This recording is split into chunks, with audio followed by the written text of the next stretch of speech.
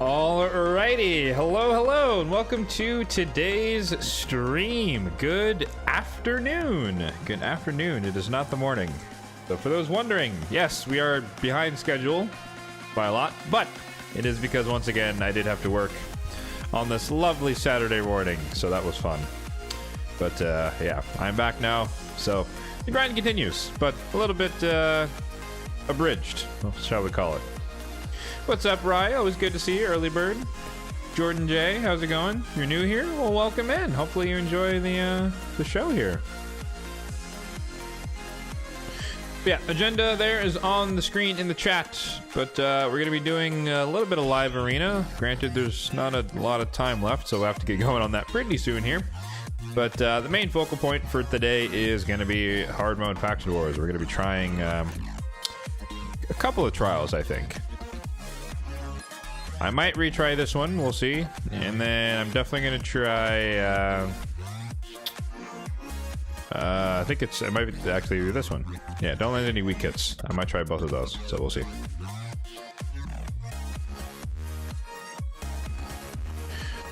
Wanted to ask how I get so many primal shards even though I don't play live arena that much, and you're curious. Really simple. I don't pull them that often. I literally only pull my primals when there is a true full-blown 2x. So, which happens like twice, maybe 3 times a year.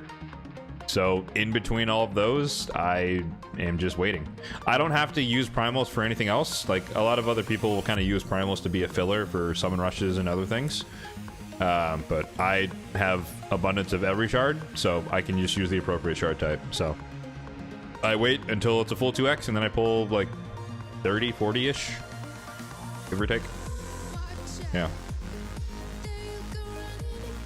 Goes good. Few chores around the house, cleaning on the agenda. Fun. A little bit of winter cleaning, as they call it.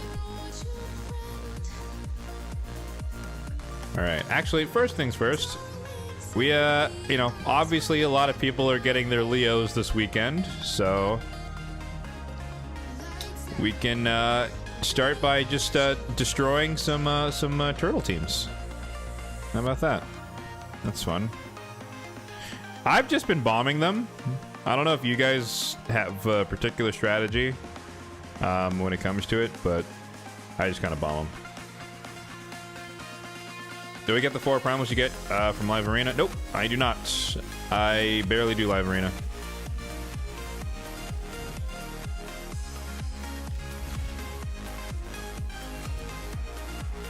Ooh, that's unfortunate.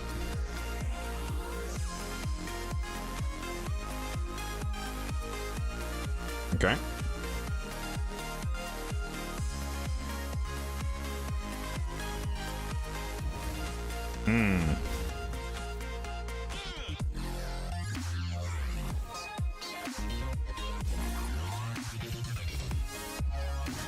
Ow.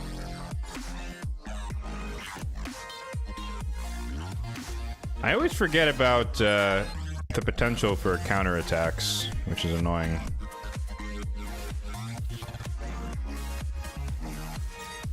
There's no lightning cage here either. It looks like what protection said Donnie.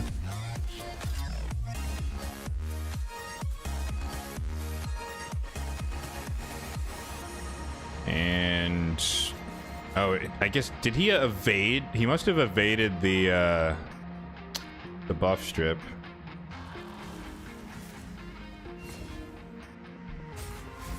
That's fine.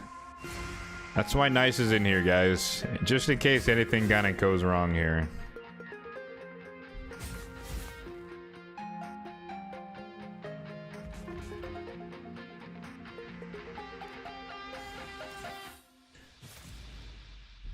Where else do I get primals from? Curse City. Just like events and tournaments, they just kind of drop them in. Like you get like fragments, like. Oh, I guess I don't have any quartz. But sometimes at events and tournaments, they have quartz up for grabs, so I go for those. There's one that we get for free like every month or whatever. It's just like I said, the main thing is just it takes so long in between when I actually pull them that I just have a lot of them. That's the main thing why I have air quotes so many. Like if I didn't pull any other shard type for like 5 months straight, I'd have a bunch of those too, right? So it's more indicative of that.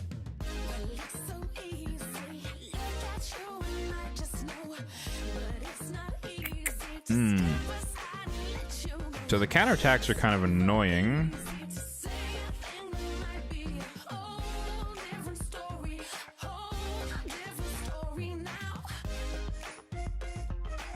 So maybe we go with neck red instead. Only gamble part here is that if they actually do pop off, I mean, Nice can probably solo them, but all right, where's ours? Okay, stone skin, yep. And okay, we just win. Ooh, swift parry on Mikey.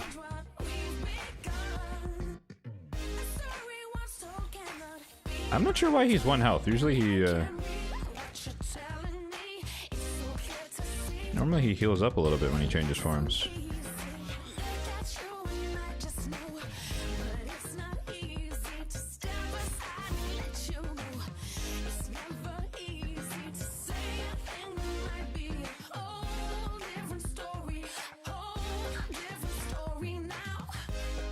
But yeah, Nishak is one of the best ways, or just bombs in general, are one of the best ways to deal with the turtle teams, guys. Unless it's like a ridiculously high resistance Donatello, which most people probably aren't doing.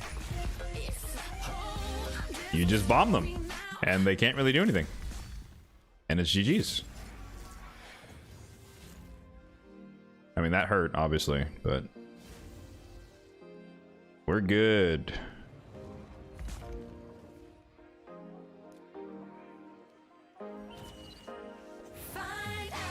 Oh, I forgot Donnie's still alive.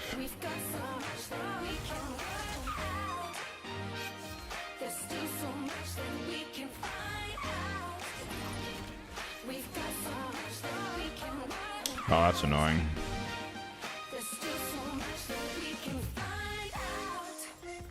I was like, we might actually lose this one. Yeah.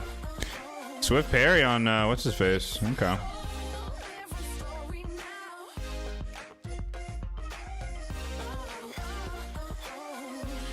Unlucky. Yeah, I feel like I need like 5 people on the team. That's what's annoying.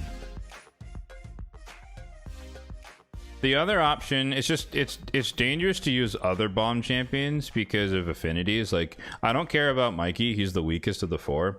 I want to guarantee that I land the bombs on these 3. And so it's riskier to use like Gaius or Lord Shazar.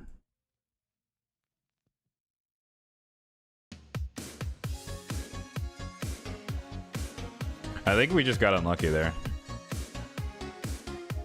Also, the like who people run stone skin on is such a crapshoot. Like, some people have full stone skin on the entire team. Some people have it on a couple of them. So now Leo's gonna pop off. That's fine. All right, there we go. See, last time Donnie didn't die first. I don't know why. Like, we like cut ahead of him somehow, but he's supposed to die first.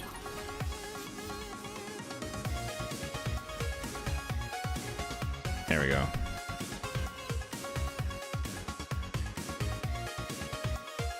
Alright, like I said, Nice is in there just like as a failsafe for me, but generally speaking, the protected Nishak is enough to do the job.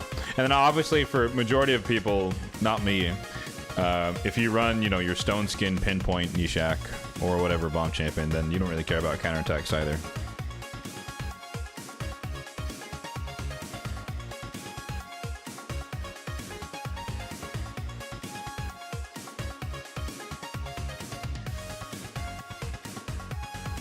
Oh shit, I forgot about... we're supposed to be doing live arena. I'm distracted.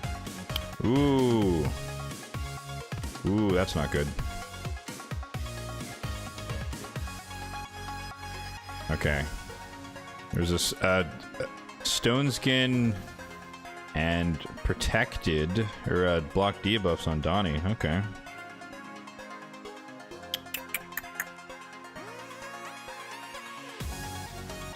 And he's the fastest.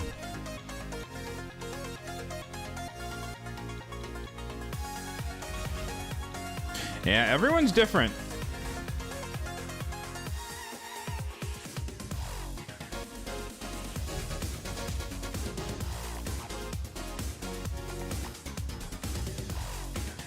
I wish there was a way to get around this situation, but there's not. So we're just gonna have to face tank it here. Oh, we didn't cleanse. Well, that's awkward.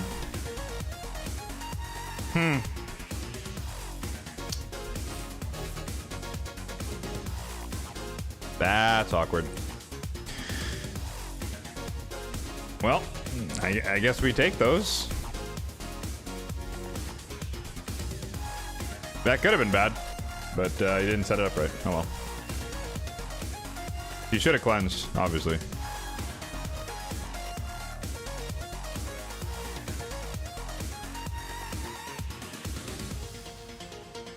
Alright, last one. Solo Leo.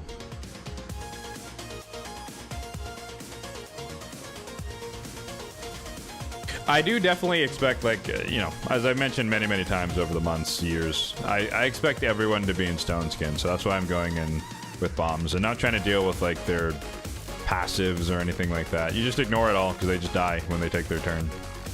Makes it pretty easy. But anyways, live arena. We have the half hour, so let's get as much as possible in here.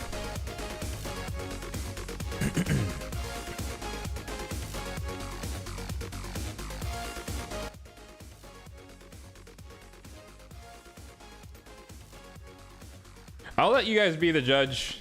It's been a week now since the last stream, obviously, so you tell me if the mustache is visible yet. I vote no, but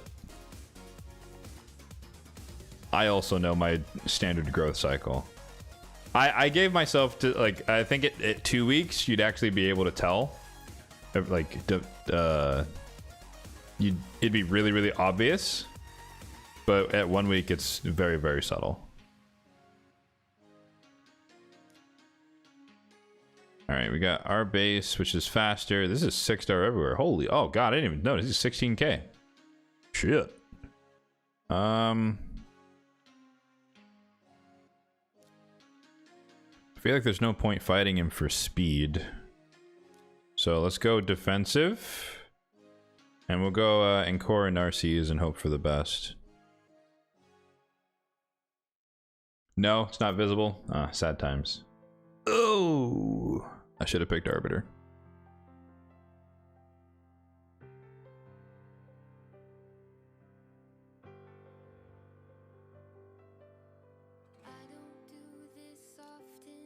I think we're gonna go with Wukong, and we're gonna hope. We gotta ban the Communist, or we just die. Oh, well, I guess we just die anyways. Yeah, Gizmac, or yeah, Gizmac is gonna destroy us, and if he doesn't, Marius is gonna finish us off. This is a lost cause. There's no way. We're out championed here. Not much I could do.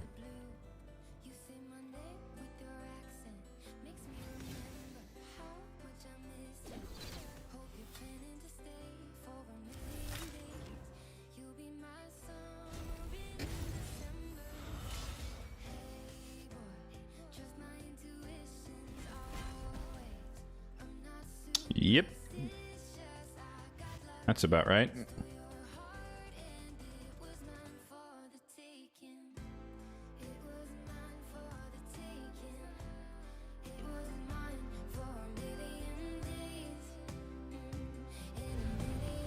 All right. First pick, Empress.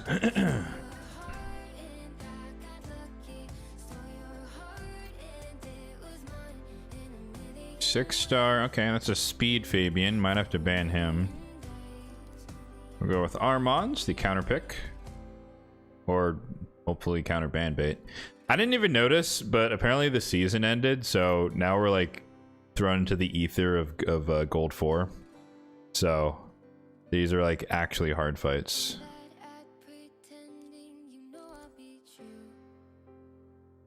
I need to go first here, or else we're kind of in trouble.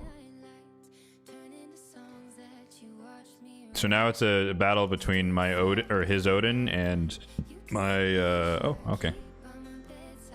Interesting. Alright, so we got Lightning Cage, we got Polymorph, we got Crushing Rend, but it's only a 3-star Mary, so I'm a little bit less afraid of him specifically.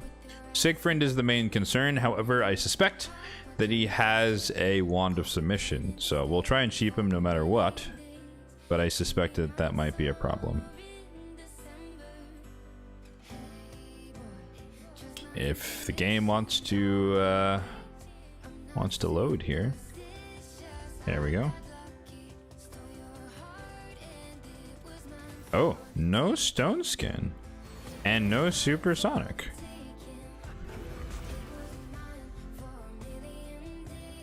In that case, we're gonna sheep Odin to get rid of his passive. And then what we're gonna do is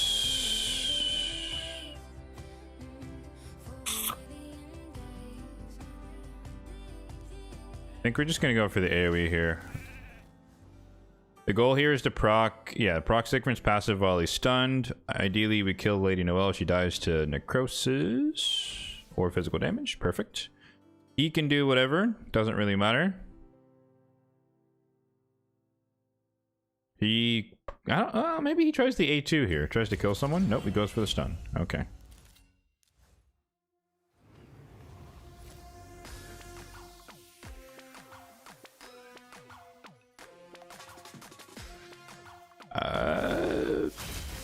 Okay. All good. We are actually in control of this one, believe it or not. No Wand of Submission. Block revive. Yep, I knew that. I knew I had one turn there. I either kill Marius or Odin, and I was like, let me just kill Marius. He's asleep. He has his A1. Siegfried is sleeping. And he, okay. Oh, he didn't let me do it. He was going to lose though. Yeah, block damage came up. I would have gotten back to Empress before it ran out, or before it re-triggered. So, fair win there.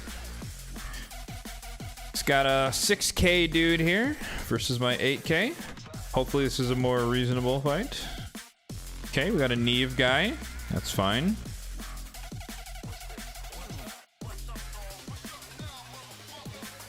All good. What's around the Neve? That's the real question. And is it anything we actually care about?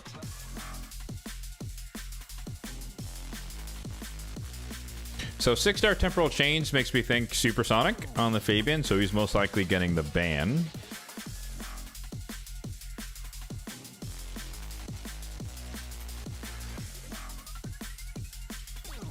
Taurus and Tormund. Annoying. So if I pick Sify, he's gonna ban Sify.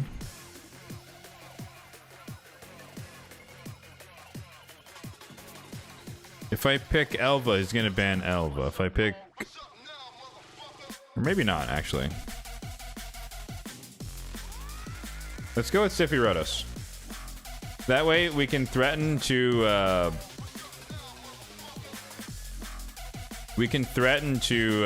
block the...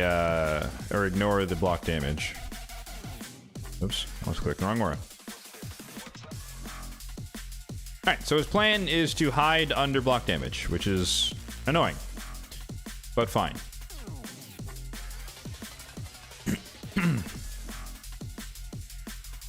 The question is, are they under Stone Skin or not? That will determine what the status of this is. They are not, except Nishak. But he has pinpoint, so I can't sheep him. Okay.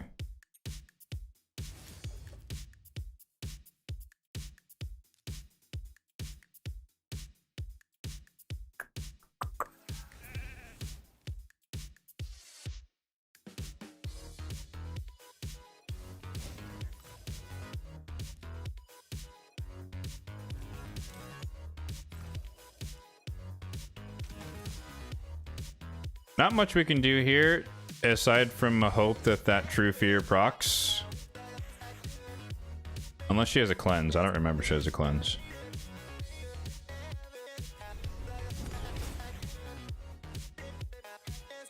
Tormund's still alive, unfortunately. If that True Fear doesn't proc, then we're kind of dead. Oh, GG's. Okay.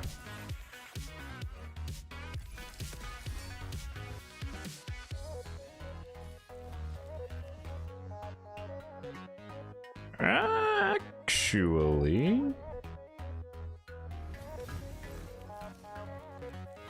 I wasn't paying attention to whether or not he had lethal dose.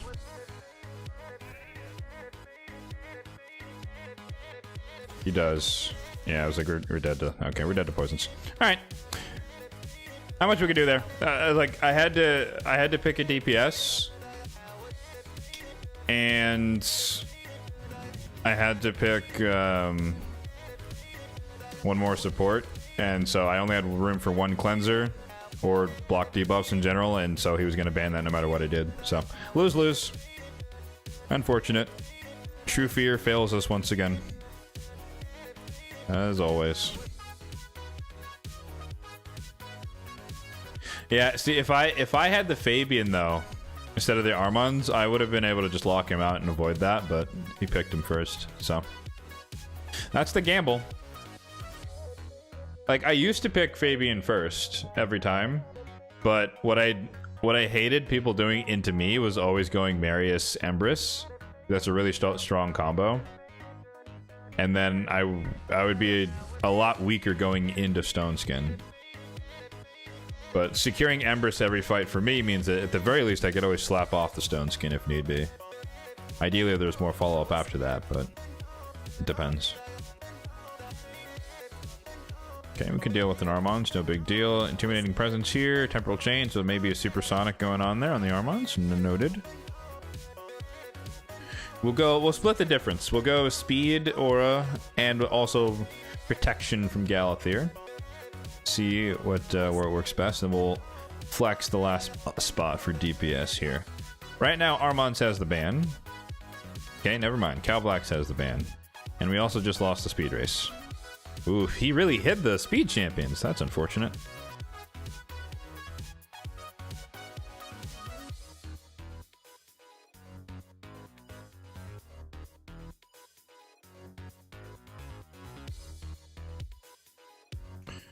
How's it going? We'll find out here in a bit. Ah, gosh.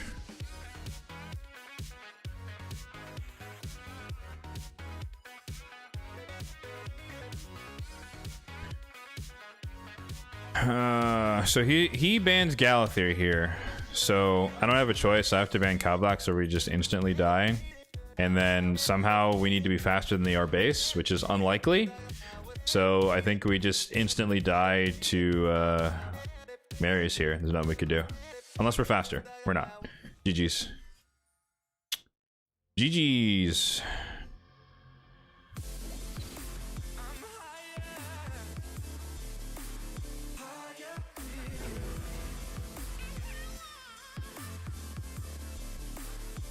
He sheeps Empress here. Yep. Wait, what? Is it a relentless Armons, or does he have the Chrono Cube? Ideally here, he wouldn't break the sheep, but he's going to. And then, oh yeah, okay. Yeah, now that we could do there. Unfortunate. Unfortunate. All right, 5 more. See if we can crank that out in the next 15 minutes.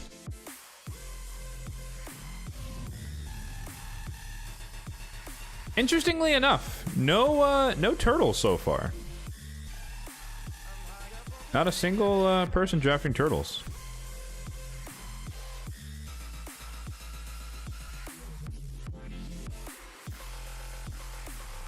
I'm gonna wish I had that Leo soul. I don't even have Leo yet, man. I haven't even done my summons.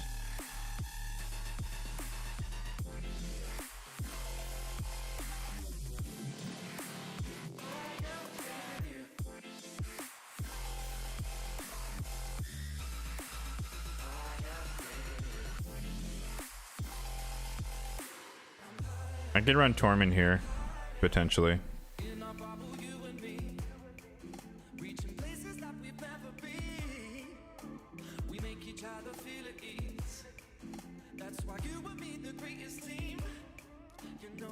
Let's do this. This is kind of splitting the difference. So he could most likely he would ban Armons or he would ban Galathyr, one of the two. Oh, that's a weird team.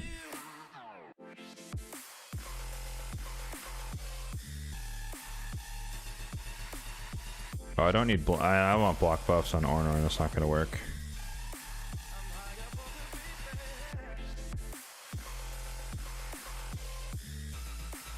Your account needs some TLC. Just came back from a break. Can't seem to build any new teams. New teams for what? For like existing content or like maybe the stuff that's come out since you've been gone, maybe. Yes, supersonic me, sir. Thank you, appreciate it.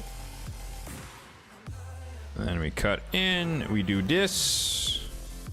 Okay, Wand of Submission is on Artor for some reason.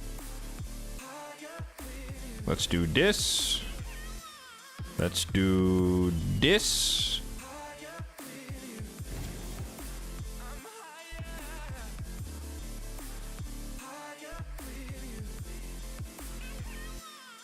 He's thinking. How's it going, Darkside? What's up, man? Oh, this is a dope song. Couldn't find the gear. Oh, wait. You tried building a brutal Hydra team. Well, how long has it been? I guess that's the real question, right?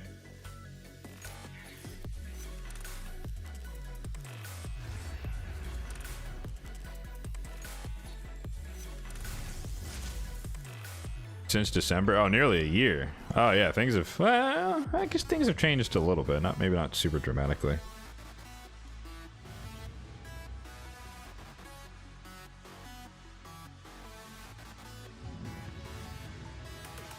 Well, I mean, you could look at it this way. If you couldn't pull it off with your existing champions, that means you get to build new champions. Woo!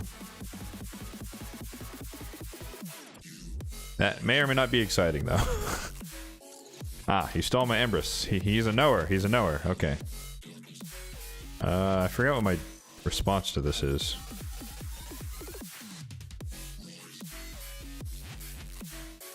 Let's do this. 6-star and booked Michaud and Thor for the team. That's a pretty solid basis. Increased speed. They got the leech. Big deeps. Or at least that's your 2 DPS. You probably need, well, I mean, Michelle's too squishy. I mean, yeah, but if you surround him with the appropriate amount of support, he should be fine. And he heals himself every A1 and A3. Yeah, A3. Let's go Mezzo.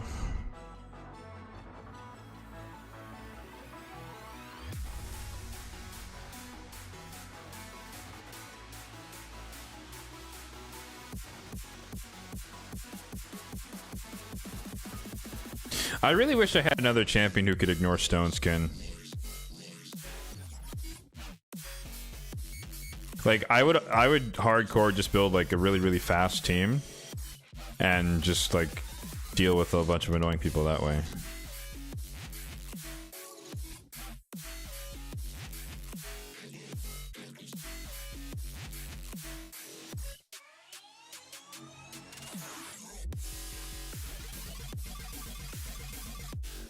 There's a bunch of polymorph here, not really a turn meter booster.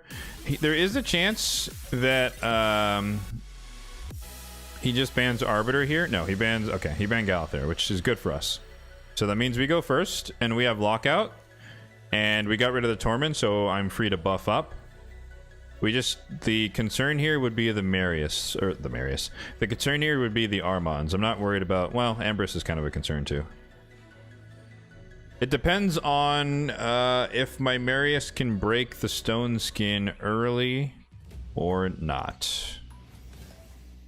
Love it. State of the game. Okay, full lockout, good to go. We take her out. Oof, not enough damage.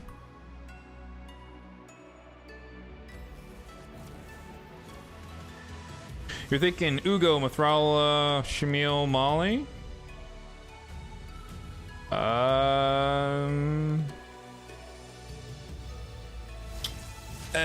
That could work.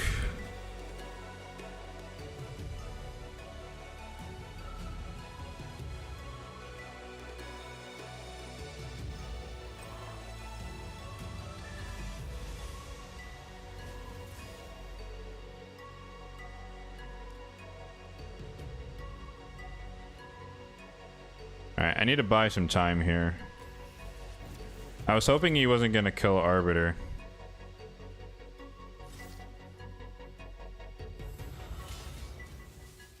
Essentially right now, I need to get enough time. Or, get enough time. I need to... Ah, shit. Well, never mind.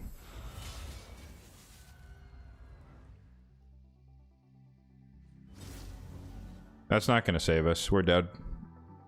Unless he double weak hits on Mezzo. Which is unlikely. Oh, he goes for Fabian there. Oh, because Armand's is faster. Oh, we got feared.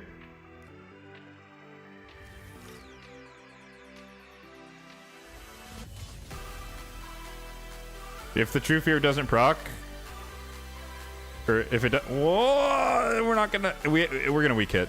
I knew it. I was like, we're gonna weak hit and we're gonna die. It didn't necrosis. God damn it. Bummer. All right, we got 6 minutes. We gotta hurry.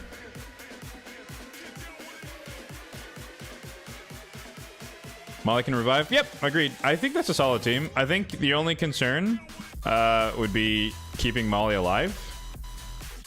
But if you can manage to do that, then you're gonna be good to go. I think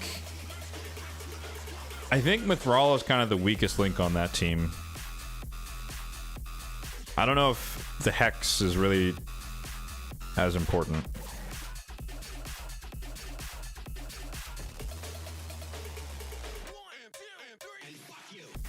I need to speed pick. We're almost out of time here. It's not like I don't know who I'm choosing already. Come on, man! Okay, Armand's nice. Nice is a problem. In this case, alright, we're gonna pivot to bombs. We ban the Armands. We ban the Armands here. He has no protection. Maybe he might pick protection now. Yep, there's the cleanse. But I'll take my chances with his resistance.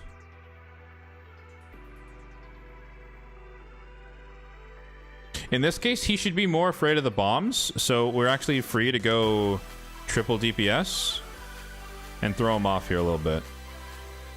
He could pivot and ban Arbiter, I guess. But even if they go first, there's no speed boost here, and I can still lock them out with the Fabian, most likely. Unless they have a super fast team. But yeah, I'm in his head. So he bans the Nishak. He's afraid of the bombs, which is fine.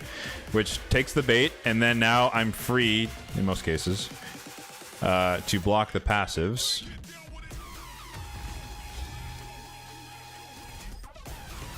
So now we do this. Oh, that's unfortunate.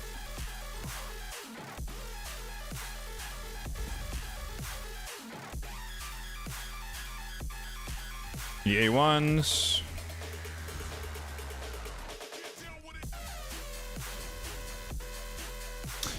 Unfortunately for me, the Soul Reap was not part of the plan. So we might have lost this one. Unfortunate. I knew Maris was gonna counterattack, but I didn't know that. I forgot about Soul Reap being there to kill me, so he changes forms and we just die to the AoE. I mean, he's gonna kill himself to Empress, but it's not gonna matter. Because... Oh. Never mind. It does matter. Gonna yoink his turn meter. She's gonna revive nice, or she's gonna try to. No, actually, no. It wouldn't be worth it. The true fear. Oh, he did go for it. Wow. I would have... Okay, I'd have revived with Pythion. He's gonna protect himself. That's fine. Not really. This is gonna kill Carnage. And of course we get enfeebled. GG's. Alright, let's move on.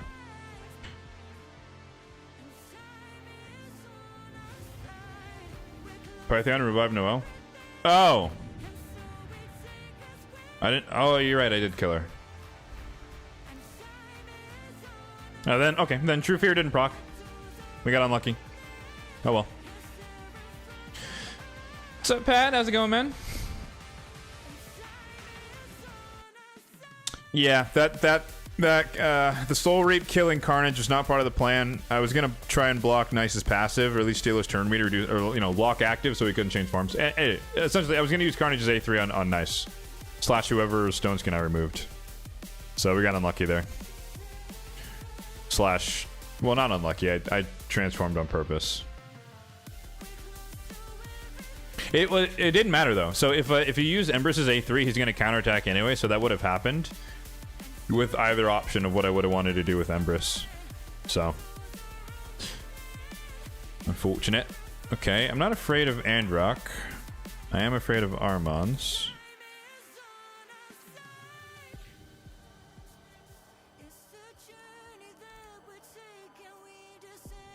Pull charge for Leo went great. Nice. Nice.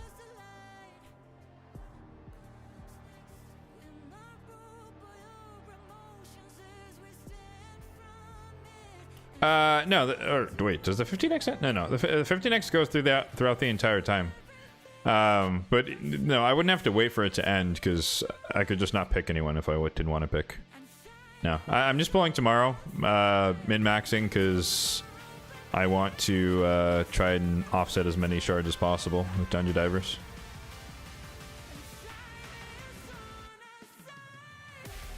Come on, man. We got 2 minutes. What is this team? Did I pick... Oh, I picked 4 supports. Whoops. Well...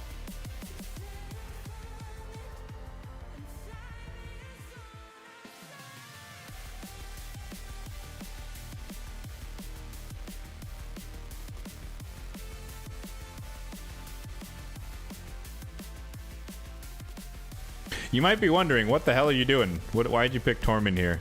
Tormund's built for damage, and he's most likely to not get the ban from them, so I don't really have much of a choice. Unfortunately, this fight's going to take forever, even if we do manage to win it, which is unlikely. Stone Skin. Love it. Don't you just love when people, you know, have to put thought into how they build their champions? You know? Because Stone Skin.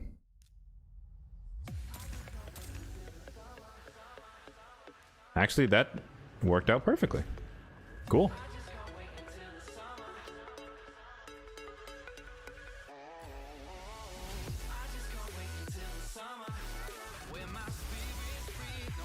Okay, Wanda submission on both of them, actually.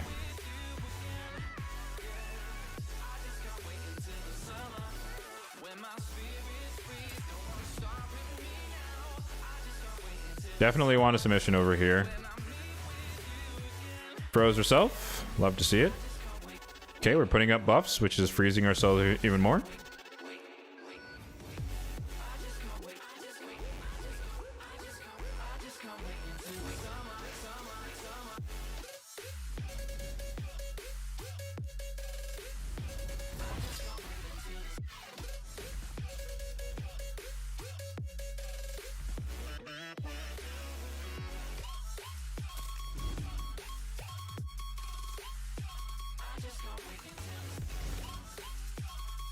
So as long as we keep Empress in this form, it's only a matter of time. And Androck's A1 actually helps us here. And so does Eric's A1. Like, she's gonna keep giving everyone turn meter and freezing them.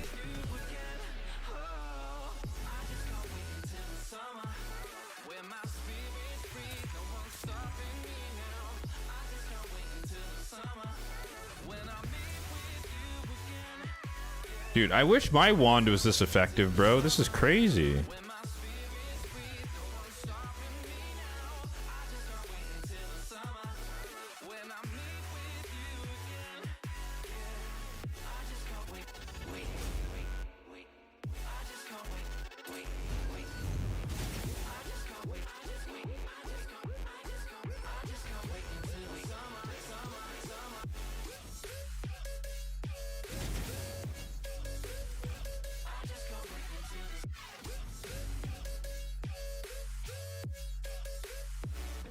Alright, take that off again.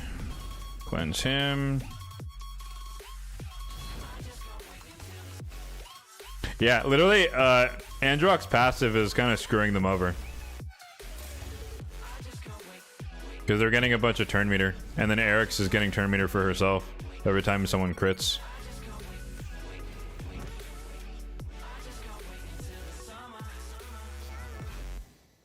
It's only a matter of time here.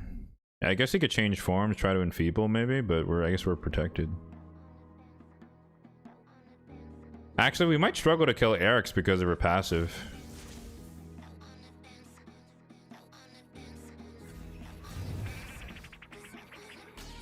Okay.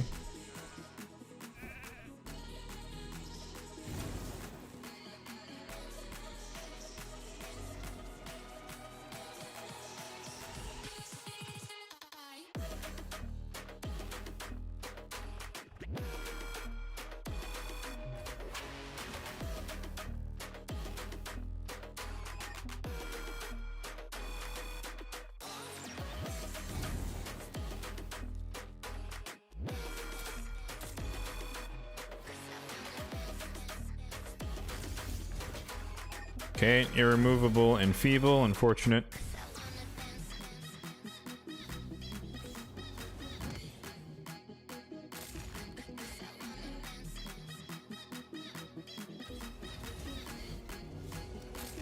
There's our wand of submission doing work finally.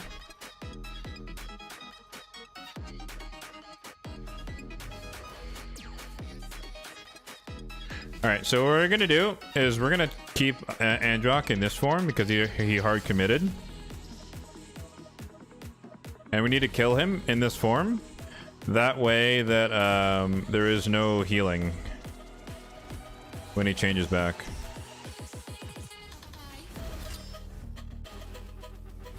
Okay, or the game has different plans for me because we weak hit, because he's Spirit Affinity. Oh, the Deku's defense. That sucks.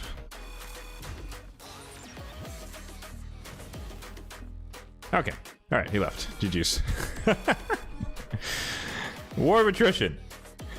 Alright, what'd you get? You got Sathalia, Mortu, Dupe Arrow from 32, Raph. Wait, holy moly. Wait, what? 1, 2, 3. You got 3 legendaries from Sacreds, and then 2 more from Ancients. From 80 Ancients. That's crazy. Nicely done, man.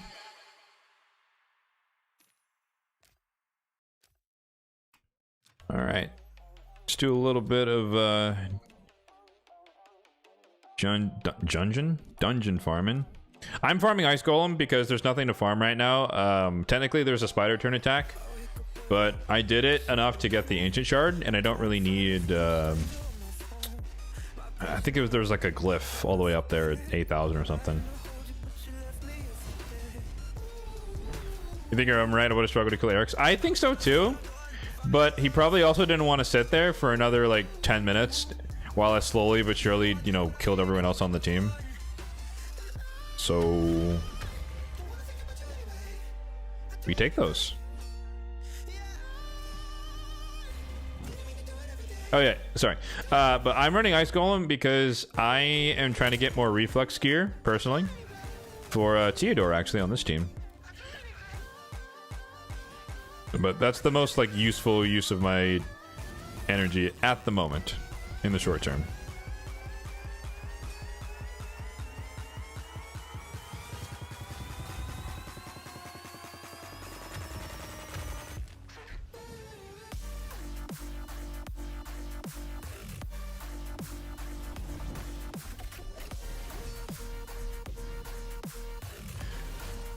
Going for Raph. Yeah, I picked Raph in my I picked Raph in the prog chance for Sacreds. I haven't pulled yet, obviously. So if I do get him, then I guess I get all 4 turtles. But if not, then I don't, and so be it.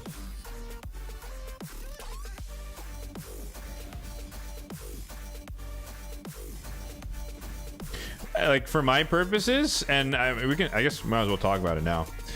But I think for my needs and my goals, Leo Donnie is all I need.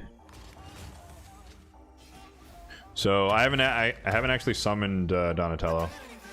I need to do that next weekend.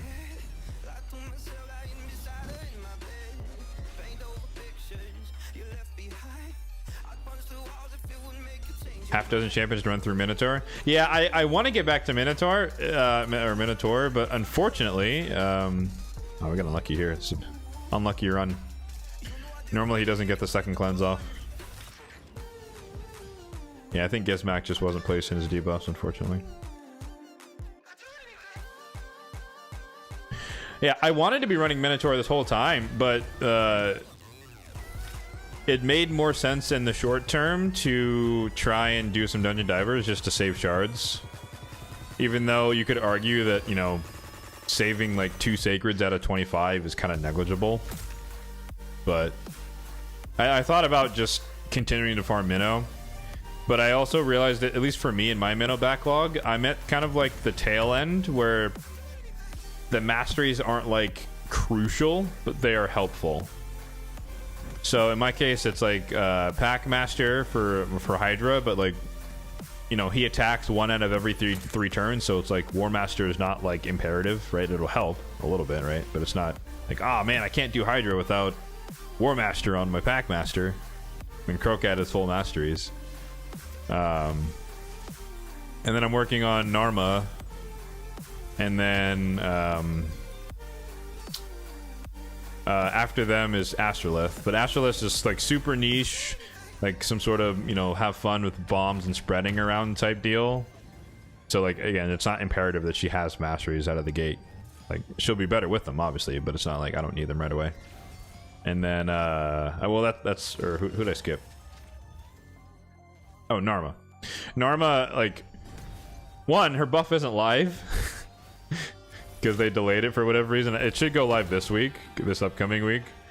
But I actually, that was going to be the purpose of this stream, was to test out and trial Narma and Dragon, but the buff isn't live, so I can't do that yet. But point being, it's a poison explosion team, so she doesn't really need masteries to function. She just needs to blow up poisons and place poisons on the boss. So I can get those masteries over time. I'm not in a rush. So long story short, it made sense for me to be farming dungeons for divers versus spending this time getting masteries. As much as I would love to get more masteries, just because, you know, every champion off that list means that I'm then free to farm Sand Devil and Phantom Shoguns. Mainly Sand Devil at this point for me, though.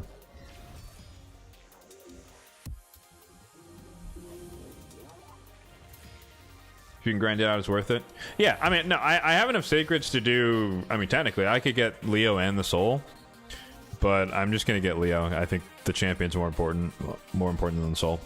But like I've said, I'm not as hyped as everyone else on Leo. That's not to say that he's a bad champion, but I think the amount of progress that he will give other people is proportional to who they have on their account, which is like no shit.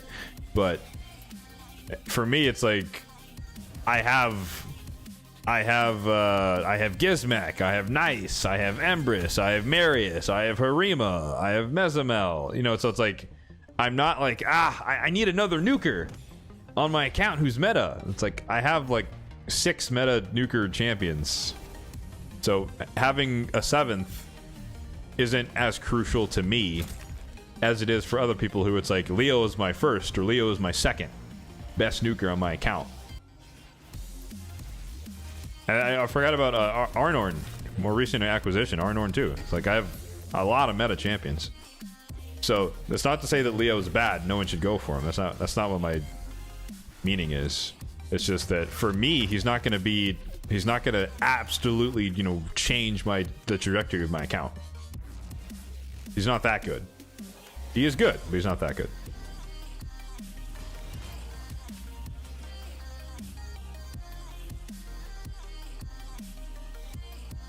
Which is why, like, for me, I don't care about the soul, because I'm not gonna even farm it.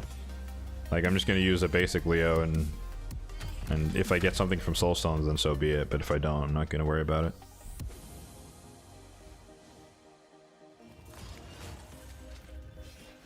It's also another situation, once again, where a lot of the power of the turtles comes from stone skin. Like, this is the part that no one likes to admit, or no one likes to acknowledge, because everyone grades champions on a curve because they can be put in stone skin and survive.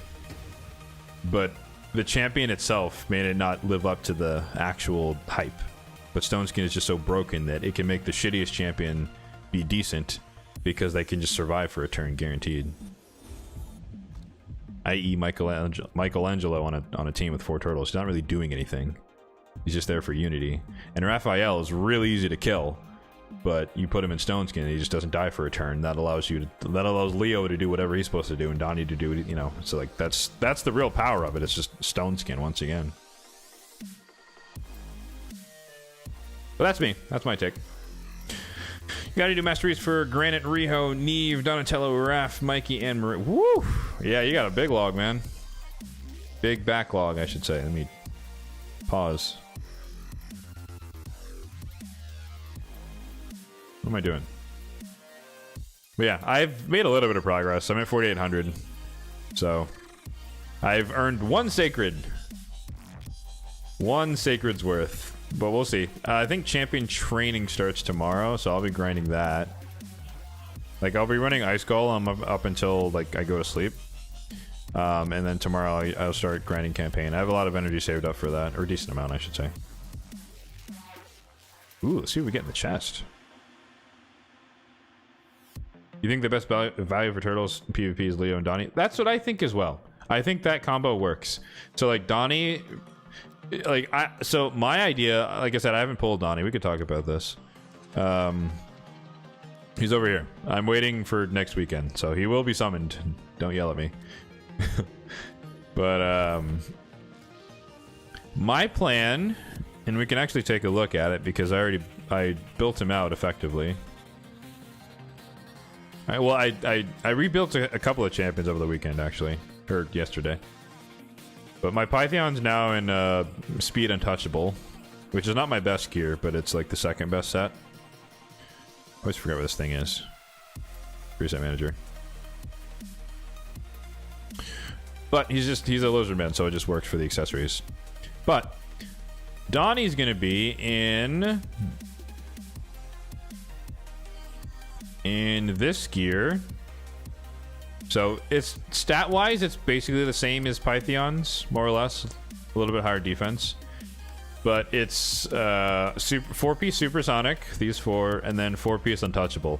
So kind of what we saw a little bit in Classic Arena, where like I talked about, the easiest thing to do to a turtle team is just to bomb them. So I'm building a high resistance, Lightning Cage, Supersonic, and Untouchable Donnie, so that hopefully we can resist, you know, lockout, maybe, stuff like that. The ring is reaction. Hopefully we can resist some lockouts and stuff like that, or bombs, or we just block bombs, and the Lightning Cage protects us from being stripped, or potentially, so that we can always cleanse. And he'll be faster than Leonardo, obviously. So that's the idea. And then Supersonic, of course, you know, I get turn meter for buffs, so I can cut in. So it's like a speed, resistance, cut in, cleanse Donnie, who has protected block debuffs with Lightning Cage, with 1 piece of reaction in case, you know, crits. So that's the concept. Supersonic and protection. Yeah, I was thinking protection, initially that was my first thought because, you know, the continuous heal strength and whatnot. But then I started to look at my gear, and it's like I have Siphian protection and I have Elven protection, and they're both speed, high resistance, high survivability. And so Donnie would get like scraps in protection, and so it's just like it's not worth it. Like he's just not going to function. Like he's going to be, you know, 200 speed with 500 resistance, which is not enough, you know. And obviously for me, for my purposes, Siphi and Elver are way more important than him.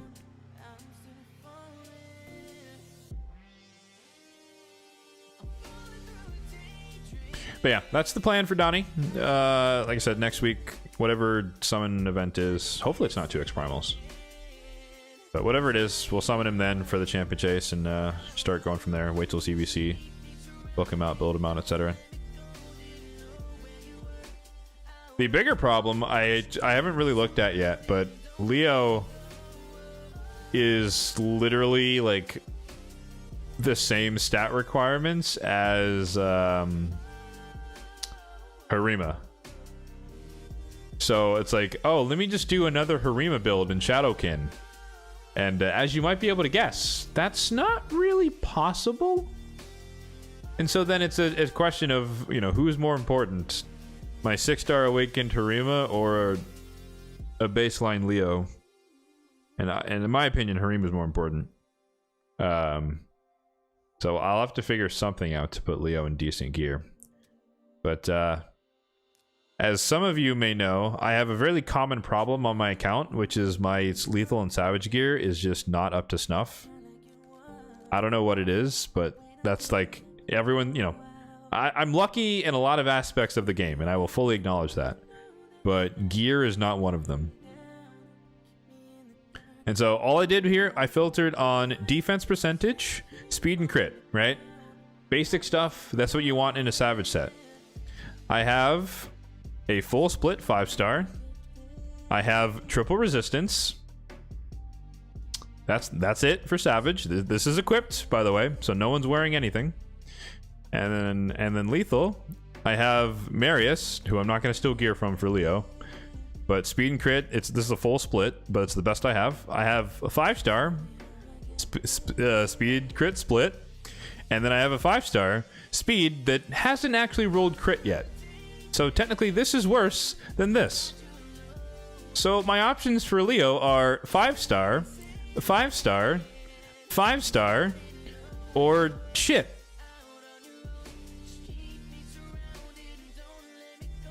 So yeah.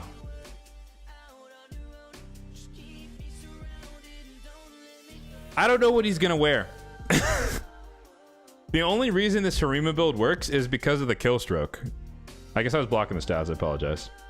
But this one is like perfect, right? But there's no crit rate, but I just happen to get crit rate enough everywhere else, especially with the lethal set. But literally her build is carried by Killstroke.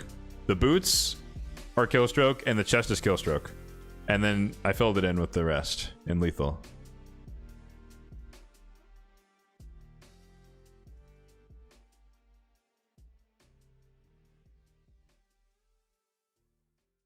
You try building on top row piece like I did to Rima? Yes. So that's a great point. Let me move myself. That is a great point.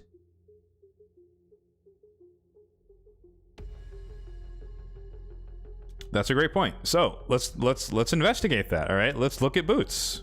We want speed boots, right? We want some crit rate on our boots.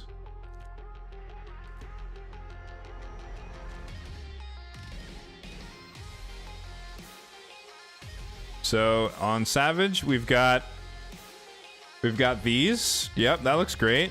We've got Nice's boots, no defense. We've got attack boots, accuracy crit, attack, and then we're into 5-star. This is accuracy, attack, crit rate. Not really what we're looking for. Crit rate, crit damage, 5-star. Full split. Accuracy, crit. Double crit, but 5-star, but attack. Oh, there's some defense. We have 5-star single roll crit rate and some defense. And then double crit defense. So I could put these boots on him, but they're still 5-star. You're seeing the pattern here, folks. Where's the 6-star boots with the double crit and defense roll? Doesn't exist. Lethal's a bit better. I've got crit rate with double flat defense. Maybe we could use that. It'd probably be these, though. Like, you know, kidding aside. These aren't the best, but this is probably what I would put on him and try to force him into lethal set. But yeah, it's just, there's not enough. There's not a lot of good stuff. But I could find gear for him. Probably going to be lethal. And I'd have to do offset for the chest and the gloves because I'm not giving him these.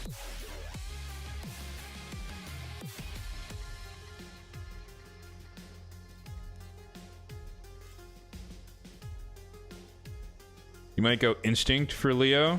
Yeah? I mean, it's a little bit of speed, right? That makes sense. I unfortunately don't have that luxury. Lethal, you gamble with Chaos Ore. So do I, man. So do I. Those Harima gloves were Chaos Ore, actually. Alright, we're back. Back in our corner. So that all of that gear that you didn't see, that is after re-rolling every single 6-star legendary and mythical bottom piece in Savage and Lethal since Chaos Ore has come out. And so far, I've gotten one pair of gloves that was usable from Chaos Ore in a couple of years.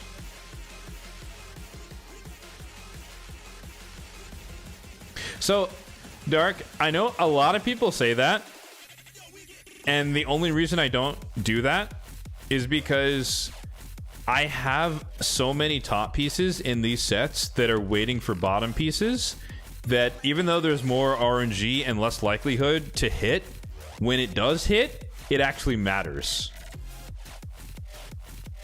But I'm also like out of Chaos Ore, so it just... I'm going for like most bang for my buck.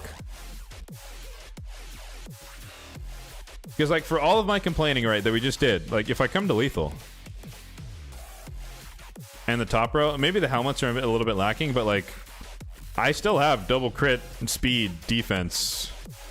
This one's not that great, but I have triple crit here, triple crit here, triple crit, speed, crit damage, double crit, speed, double crit, or double speed crit. Got double crit speed helmet just up there, sitting there.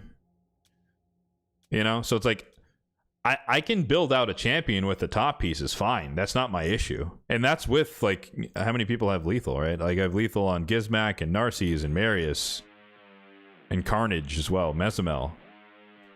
So that's with like all of my meta champions are built, and I still have leftover like triple rolls and lethal. So it's like, do I want another triple crit rate weapon? Not really. Versus getting a pair of triple crit rate gloves, that would be huge. And it was huge. So, I don't think it's right or wrong necessarily is my point, guys, that like where you use your Chaos Ore. But I go for the biggest bang for the buck, which is bottom pieces and lethal. Lethal, Savage, protection for Siffy, Relentless, and Merciless. I think that's 5 or 6.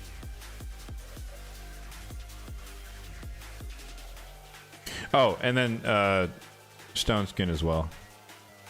But Stone Skin less so. That's like 5.5. That's like sometimes I go for re-rolling Stone Skin. Because like I still want good like pieces, even though I don't use 4-piece and beyond Stone Skin, but I don't mind using it as a 2-piece resistance set like I have here in Galathir. So if I can get more stuff like this, that's good too. But yeah, protection is mainly for this. Like this pains me every day. I have to look at it. Siffy deserves better. And I don't have better. Otherwise, like, I'm super happy with her build. Like, her stats are great. But this is just an eyesore compared to, like, you know, step next door and you got triple speed here. Res with defense. Double resistance, HP, defense. Speed. Which, eventually I need to re-roll this into actual speed. But yeah. Anyways. Alright, let me run energy down again, since we got back above. And then we'll switch over to Faction Wars. Skinwalkers is open. We're gonna try and see if we can do the no weak hit stage. I noticed last time, I mean, maybe a month ago now, but I have a lot of Void Affinity Skinwalkers. So we'll see if we can actually run a full Void team.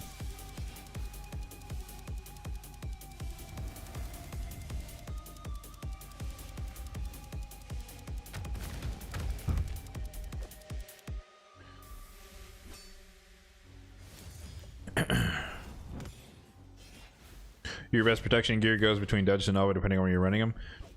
Yeah, you know, at this point, I guess you can just call me old school, but I hate gear swapping. I don't like doing that because then, like, I forget who has what and where and why, and then I feel like I'm gonna run something like this. I'm gonna run a dungeon, and it's like, oh shit, Harima's naked, and then I die, you know, and I lose energy. Like, I don't want that ever to happen.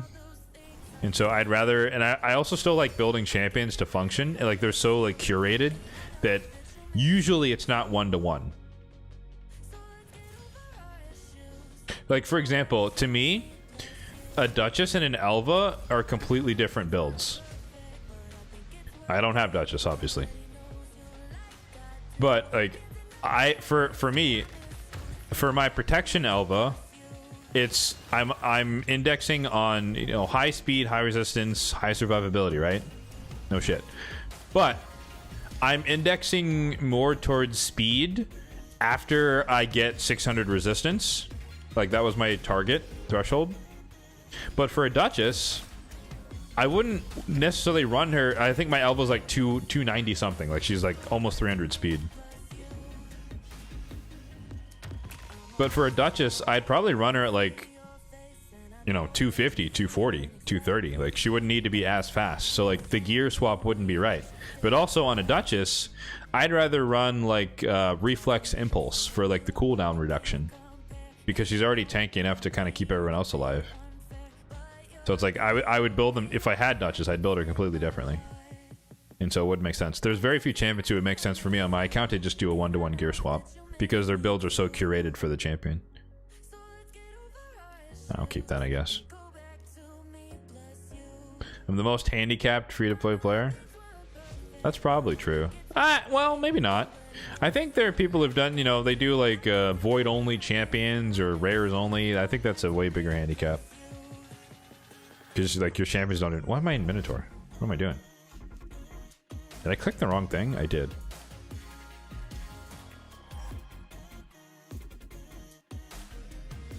Handy-capable?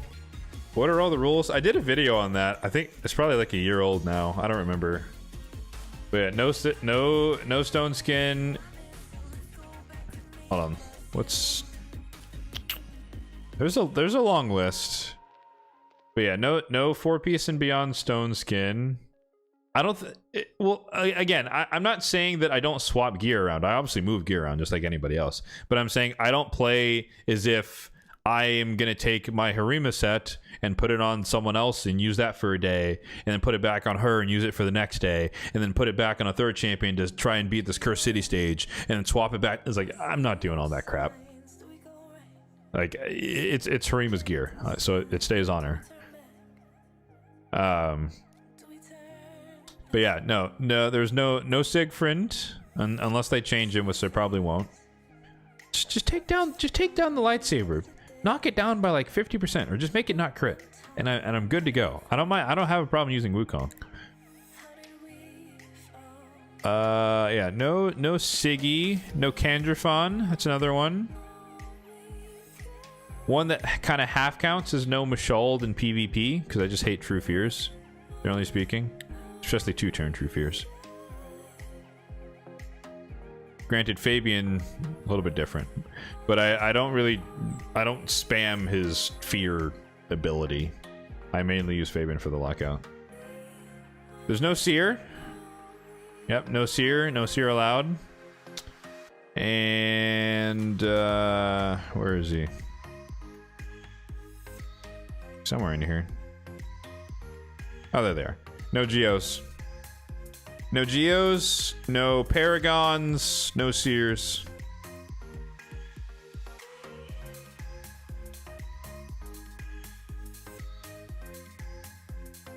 Friend and your goes passionately against gear swapping? Passionately? I don't know about passionately. It's just to me it's an inconvenience of having to worry about where my gear is when, because like that's the thing, like you watch a CC's video and they'll come into their global presets or whatever, right?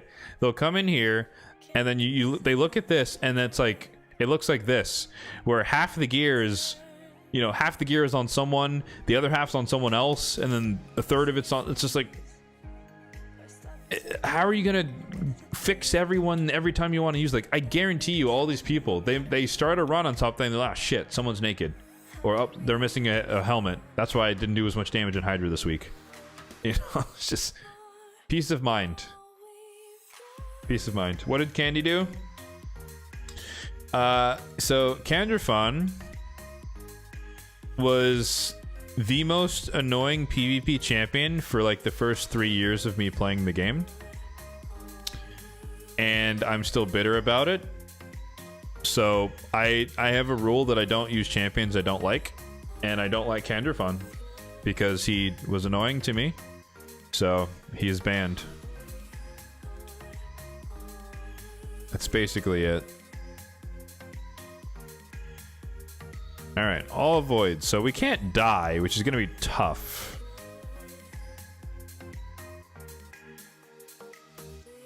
But in theory...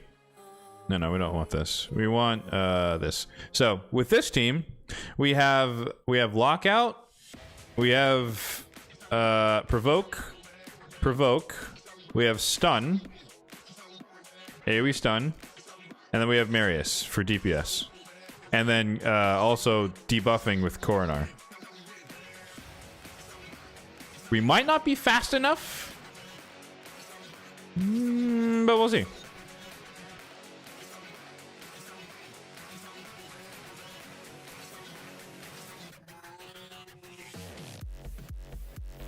Just don't touch arena champions. Anything else could be rerun in the game. I can't rerun a dungeon that failed because some champion was naked. It's like, yes, obviously I could rerun Hydra, I could rerun Chimera, but I don't want to do that. I want it to just, I want to not think about, are my champions geared? It's like I said, it's a peace of mind thing where I don't have to think about that at all. I don't have to think, are my champions missing gear? They're just not missing gear. Okay, we are, oh no, of course, Bash is fast, duh. Alright, locked. Debuffs.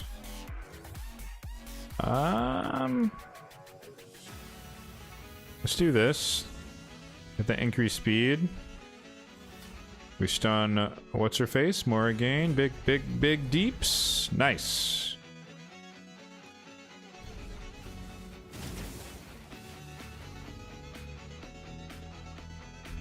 Now this is the hard part. We need to not crit.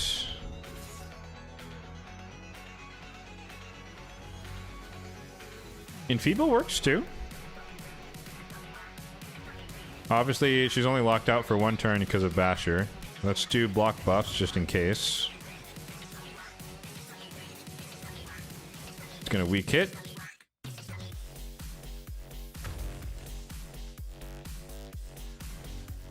Another Enfeeble.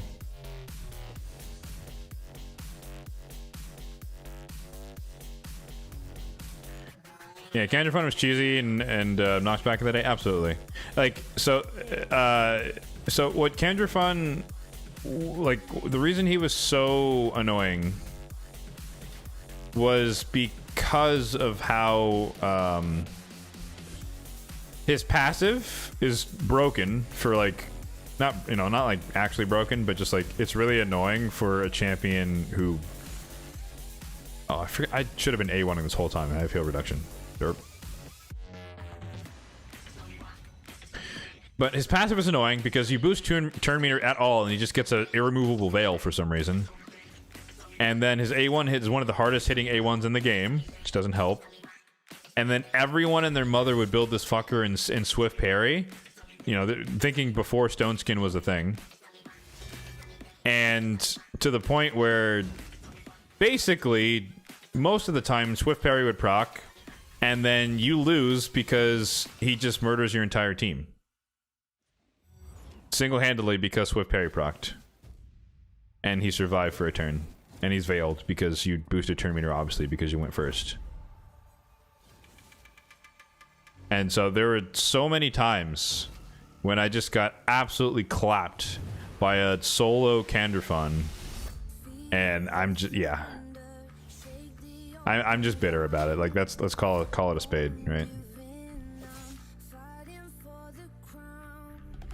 I don't have a really like super valid reason. Like I was just bitter, and I'm still bitter, and so I hold it against him, even though the champion hasn't really done anything. It's the people using him.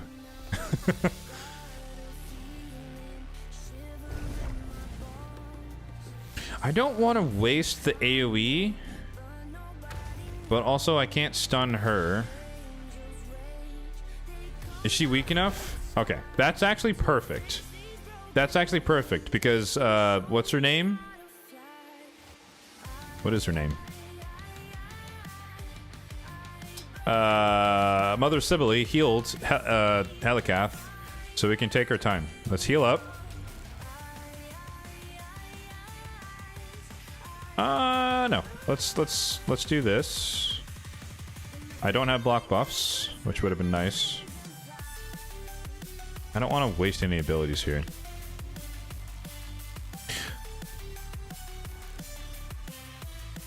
You're gonna swap your Basher into Fabian's Stone Skin set to Doom? Oh, yeah, that makes sense. I still use Basher on my bomb team with my Gaius, so he's still built in like speed gear. Right, weak hit, love to see it. So I think he's like 290 something speed, so he's quick enough for this stage. Okay, so now we're here.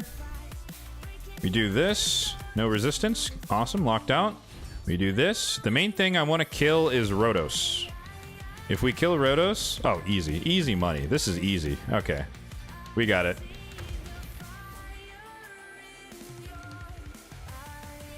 Yeah. This, I think... No, this is the second stage I've done with no weak hits. But this is the first one I've done with all voids. There we go. 1 star. All right. And that's important because that 1 star gets me 50 legendary relic fragments, which means hold. Oh, never mind. I already had 100. Well, okay, that was anticlimactic. Well, the last time I checked Faction Wars, I had less than 100, so I wanted the 50 to get over 100, but apparently I got there slowly over time. Anyways, but yeah, let's see if we can get ourselves the which one is it?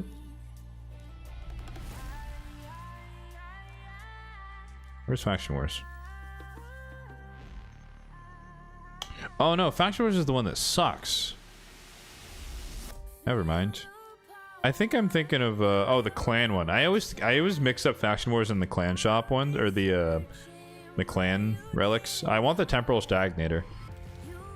But anyways. Alright, let's craft a little bit here. Start with the Chimera ones. That's a chicken. They need to add like 4 button or add all or something for these. A journal. More food.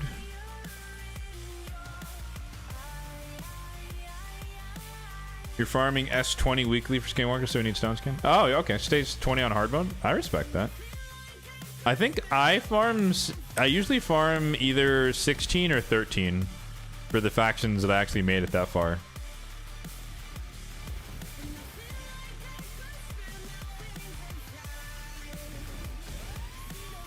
Ooh, that's actually big. I think there is a couple of champions who don't have a coronet at the moment. So that is actually useful, unironically useful. Alright, another codex, don't care. Arach elixir, nice. I don't need another one. Yeah, Dark, I was holding on to him too. And I don't know when they're going to add that new system of boosted whatevers, and I just don't want to wait for like a year not crafting any relics. But that's mainly because I don't have that many oh, sweet. Okay. I didn't expect to get legendary from the epic ones. We'll take it though. My third aspect to Seroth. This is good, because I was going to use this on Leo for to synergize with his passive, where like I think it'll work. Because he won't die, and you'll reduce his turn meter, but he'll be below 50% because he lived, and then you get the passive to proc. I think that works. So this is good. Now I don't have to steal my other ones from Nice and or Ancora. So that's goodness.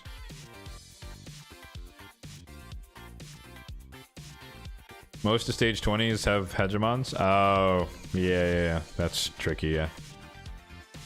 I think my goal long term is to have a feral on my basher, but he's kind of fighting with skinwalkers because I want a feral Nishak and I want a feral, or I have a feral lethal Marius, and I want a 6-piece feral Nishak, and they're both skinwalkers and they're more important.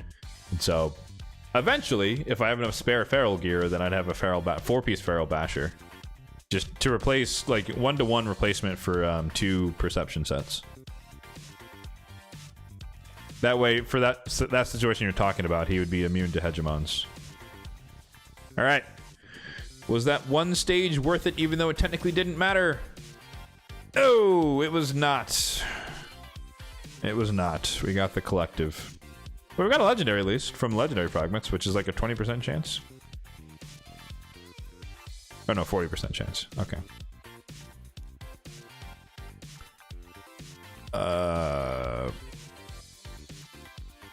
This one's bad, right? Deals damage per buff on them, but it removes all your buffs. Yeah. I mean, maybe that could be good on Leo? Because he does that anyways, right? Or does he not do that? I don't remember. Because he's like Seer, isn't he? Oh, no, he doesn't strip his own buffs. Never mind.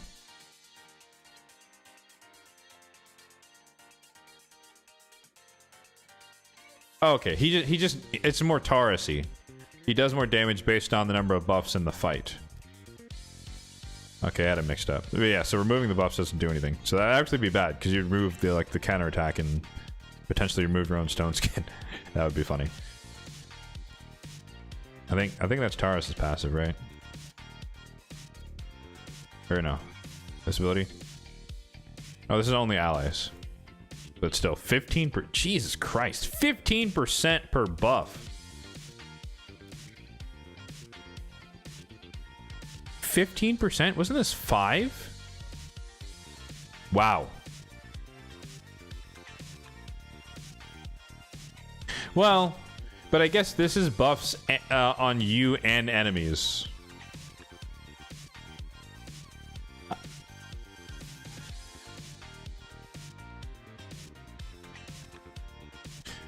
So it's 15%. No, it says 5.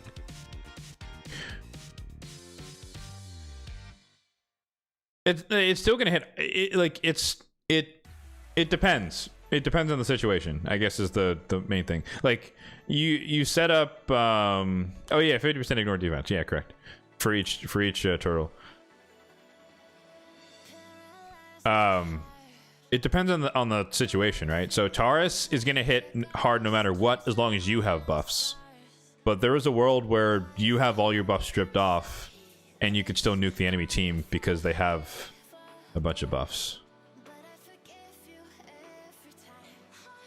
Yeah, yeah. So that thing, the thing about that, like top 4 AoEs, it's assuming that every condition here is met. So that means it's the 4th hardest hitting ability AoE in the arena if you have a certain number of buffs plus a full turtle team plus you're below 50% HP. Yeah. And then obviously 2 turtles means that you deal more damage proportional to how much you're missing. So if I had to guess, maybe not guess, I don't think they would put him at 1 HP. That would be a little bit ridiculous.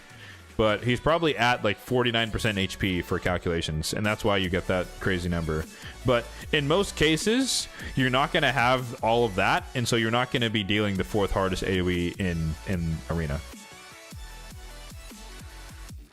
That's one thing to keep in mind when it comes to all of those Hell Hades rankings.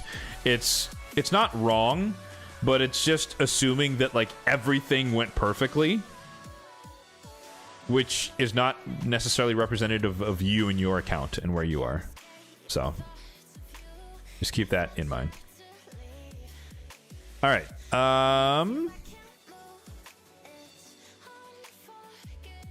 We can try this.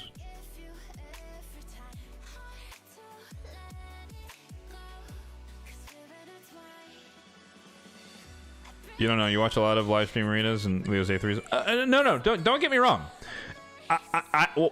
My comment there is to say that he's still going to be one of the hardest hitting AoEs in the game. Absolutely.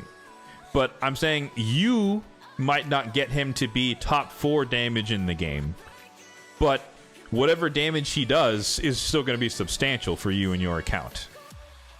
So he's not weak. That's my point. He's very strong. But you're not going to get the numbers that they use to calculate that he's 4th in the game.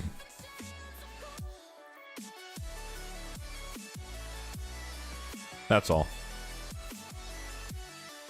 I've tried this in the past. I beat the stage, but I think people died. And because this is the stupid stone skin start wave. I don't remember if this guy has all his gear on.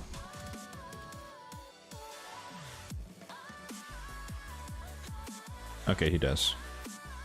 So we need the cleanse, and he's the fastest on the team, so he should be able to protect us from Torment.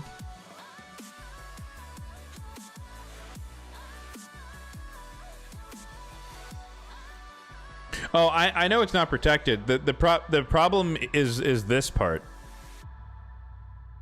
Is that everyone needs to live. So if I bring in a Wukong, he's actually really easy to kill. And if anyone dies, you don't get the trial. So I need a good balance of like sustain, but also potency.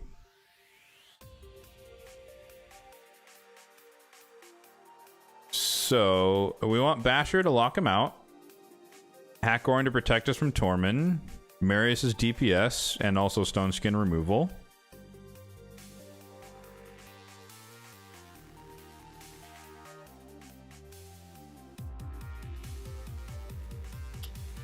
Basher and Ragash. Yeah, I don't know if Ragash is fast enough. Actually, no, he is. I did build him fast. I think, yeah, he would be right after Hackhorn. Have a good stream. I appreciate it, Pat, as always.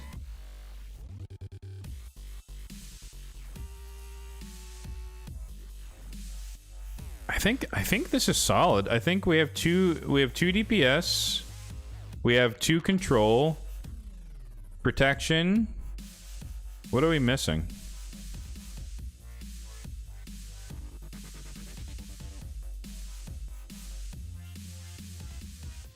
Hackhorn and bolster. I don't have bolster sets, unfortunately. Free to play, so there's no forge passes here.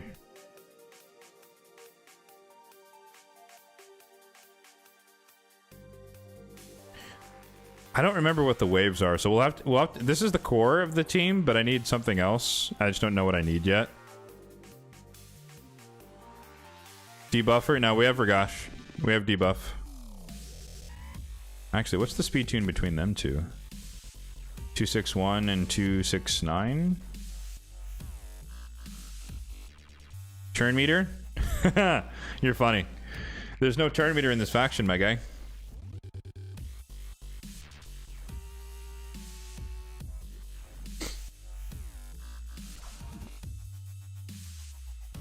I think it's what, like Loriaka and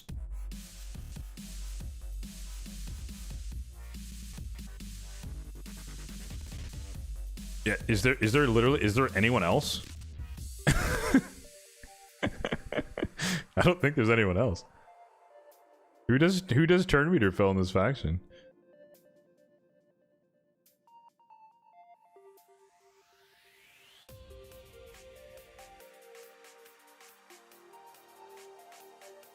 Reservoir's on himself. It's not AoE. It's on himself. This is increased speed. There's no turn meter fill.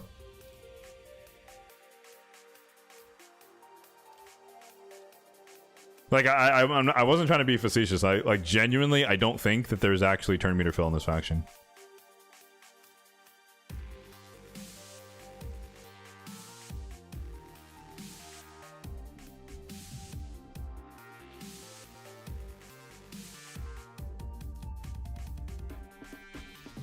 Yeah, Relzavarg A1, Feign A1, Frenzy on herself.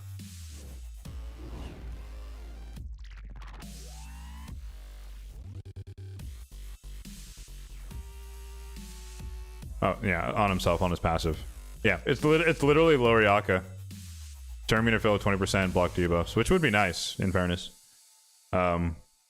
Although this is the wrong sequence for Tormund. Or no, sorry, this is the right sequence for Tormund. I lied. So arguably she would be better than Hakorn for this stage. But she's not built yet. Yeah, Loriak and Bolin. Yeah, yeah. I mean, that's every faction has that kind of hole in the offerings, so it's not a foreign concept, so I'm used to it. Ah, crap. What did we have? We had Hakorn, Ragash. I think I'll throw Uko in there because he's a mix. He's debuffing, he's buff strip, buff steal. Obviously, again, if he has to revive, we already failed, but he's in a stun set, AoE on the A1. So a little bit extra CC and the speed aura so that we're faster. This is the team. I think. I don't remember the waves though, so let me not speak too soon. Oh no! Oh, it's bad. Okay. Oh, what the hell?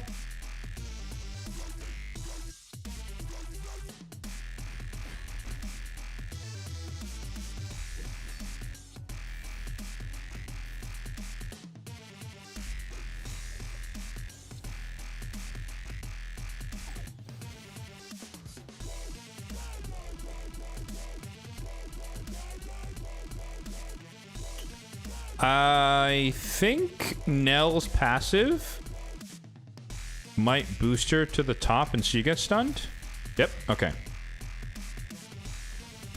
Perfect. Ah, shit. It's a Jingwan. That's no good. Alright, we needed Feeble. And we didn't get it. I don't have the stun.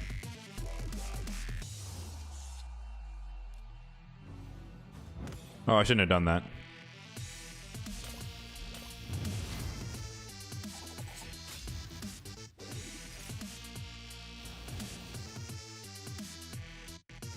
All right, locked out.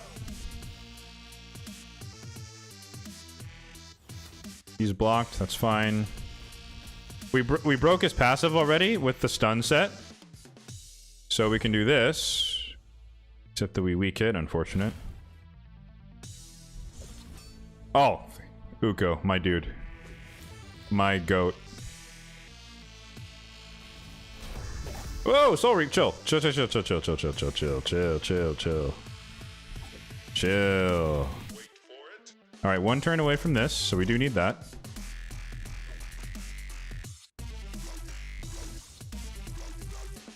One turn away from this. Alright, so we got Lockout. We got Cleanse. We got Marius ready. I don't know if Ragash has his ability. Alright, locked out. Oh, Marius is... Oh no, it's the frickin' cycle of, okay. Cycle of whatchamacallit. Cycle of violence. Don't kill him! Okay. Hey! Stop it. No, I wanted him to go... Oh, God. Oh, God! Oh, Jesus Christ.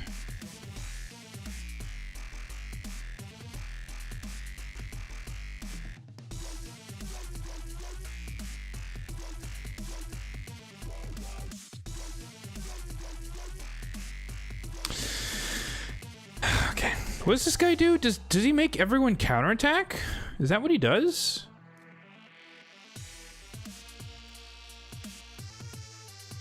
When they lose 10% or more.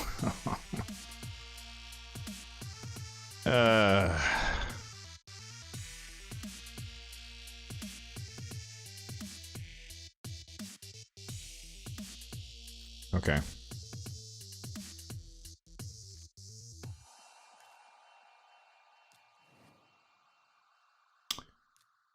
That's annoying.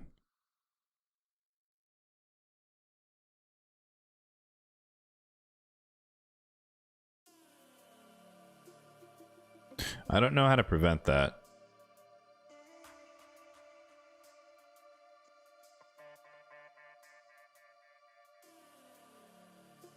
The other option... So, I don't know if my Mesmel has enough power without increased attack. Because she's built for arena, so she's like 280 speed. She could freeze herself.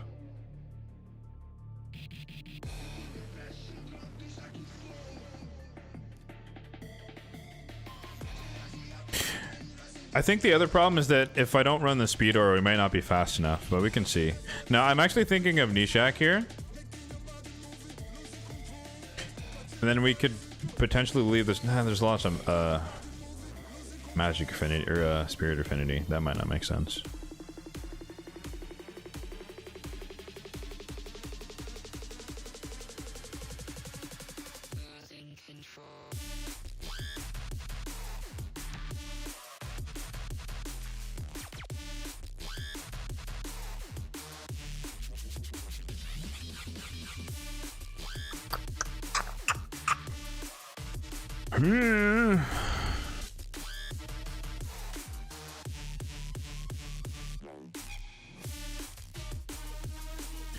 We can try it just to see for the sake of this. Oh, I used the wrong word. I'm pretty sure that if I think the team isn't fast enough. Maybe we'll actually run defense aura instead. I think the team might not be fast enough, but we'll see.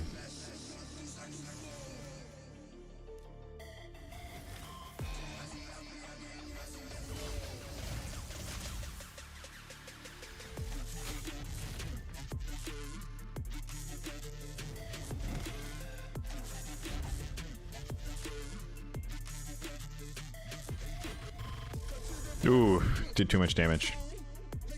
Damn.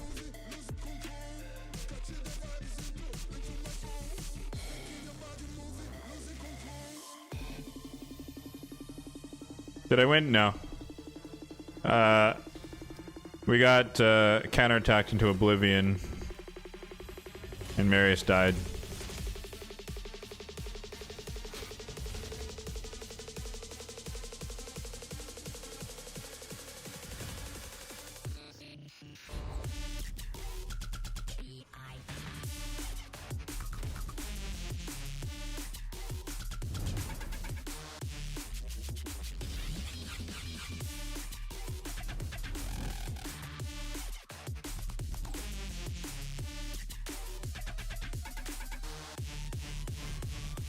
Alright, let's kill them now.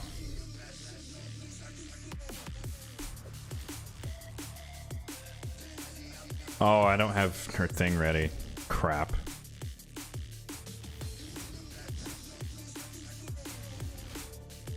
We didn't land in Feeble! We're fucked! We're fucked! Why no Nishak? I might try him. I'm experimenting with the last slot right now.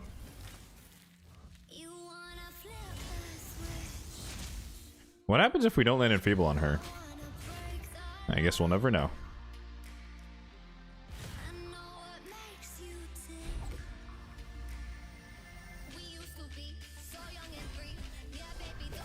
That's better. My initial instinct for not running Nishak is that there's too many Spirit Affinity champions on wave 3. But it might be worth the gamble just to blow up the Stone Skin.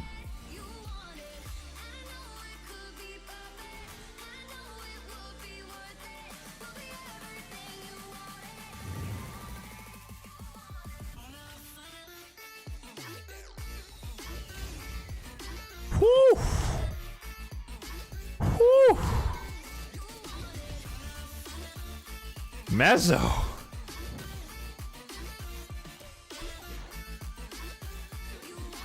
Beautiful. Oh, I forgot. Yeah, he ignored. What's his name? General the Stork ignores. Uh-oh, that's not good. Oh no, Toshio's gonna transforms. Marius! Marius! No! Marius, you didn't save us! You fucker! God damn it.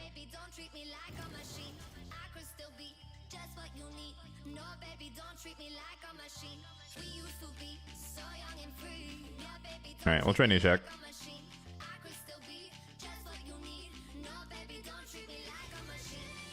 Oh, resisted.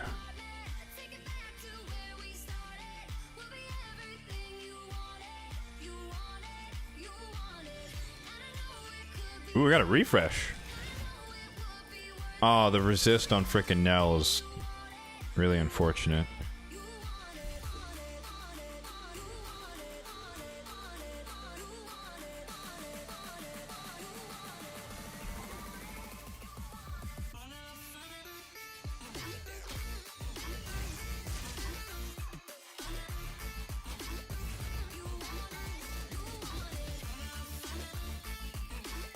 Oh, he lived? How did Ailo live?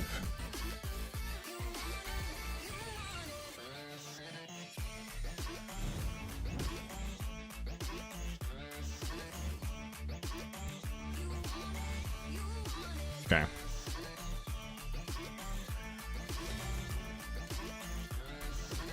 We got another refresh? Alright, there's the passive. There's that. Now we have this. Yeah. Oh no, the weak hit and feeble. Oh, thank goodness. Okay. Wait, oh, that extra turn's an 8? Wait, what?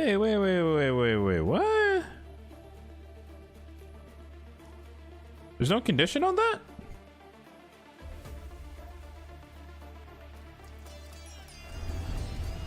Shit.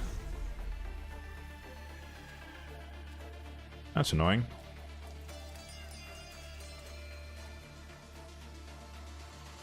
Okay, maybe we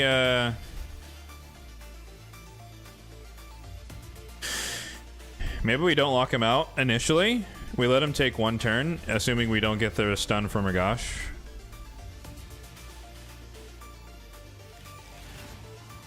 That was unfortunate. I thought the extra turn was based on him getting a hit or something. I didn't know it's just innate extra turn. Did I stun them? No.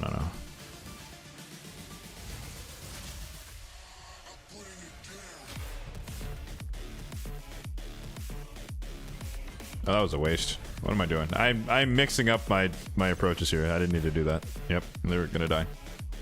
Derp. All right. It's lockout. It's bomb.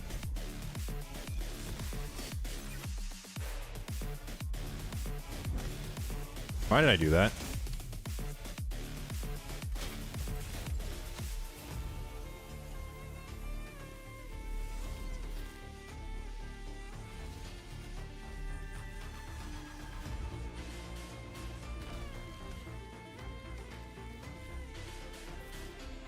Okay. So essentially, we're not going to have the bombs until the last wave, meaning that wave 2 needs to be dealt with Ragash and Marius in some form. What the hell just... Oh, shit. We activated the heals. God damn it. King Galkabar actually doing something useful for once. That might actually help us. That might, because that bought us more cooldown time. Oh, I should have saved the block buffs thing. Alright, let's decrease turn meter. Let's do this. That's gonna get cleansed. We do this. Actually, since we have it, let's do 1 turn bomb. And then we come in with the stun. He does that. We don't die. But now we have decreased accuracy, so I can't lock them out. Unfortunate.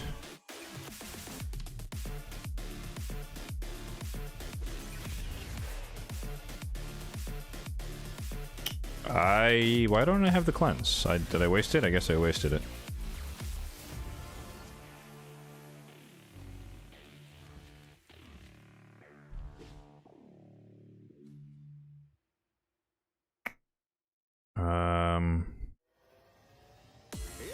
I don't think Nishak is ready. Oh. Well, that works. Okay. We're gonna be super ready now. I don't think she can kill us.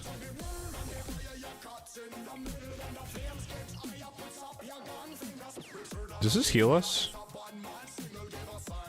It does. We're gonna be faster than her, so we should be able to get at least 2 more turns on Hackhorn, I think.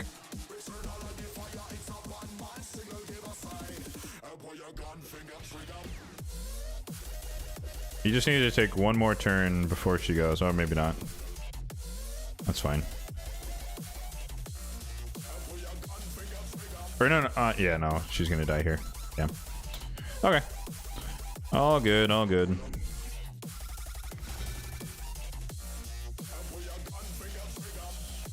Hey, yo, chill.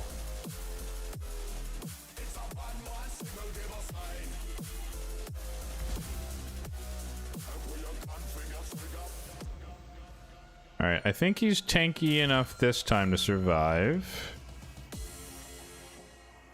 Yep. Okay, never mind. Why are they... Is it a rowdy crowd? They all just cut in? Molly's passive?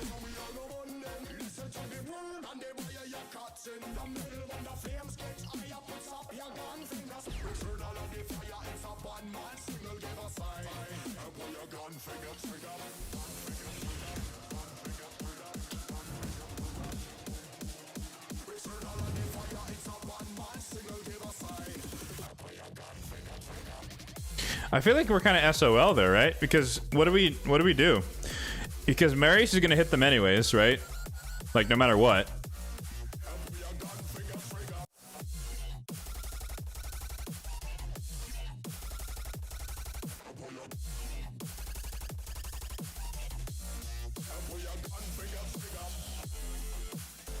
If we don't lock them out, then Marius is gonna activate Molly anyways.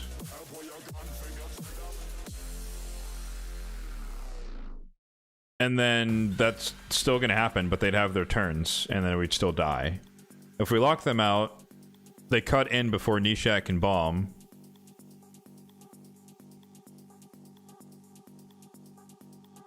And then they just kill Nishak because he's weak.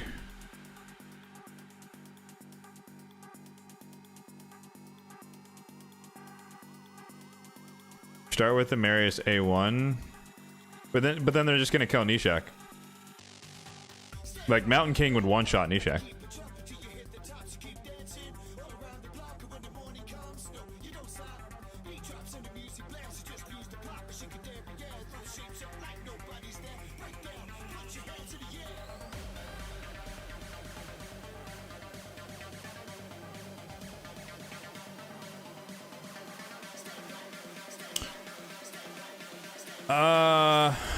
We need to do some math here.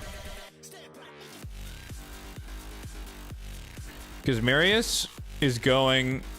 Basher activates Molly's passive, but Marius is able to go before them. Which means that with the Mastery, he's getting the 18 speed. So he is... Calculator.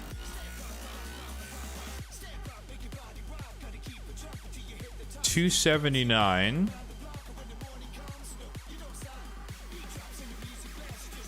Nishak is 274. So if I get him a bit more speed, and we're overkill on accuracy, so that's not really a problem. So I just need to temporarily put him in something that's a little bit faster, but without sacrificing attack, which obviously means we change the shield.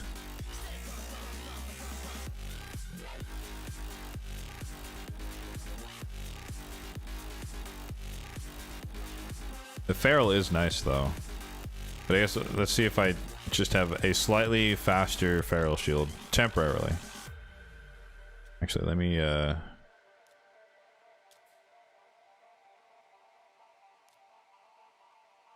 yeah, this is an old preset.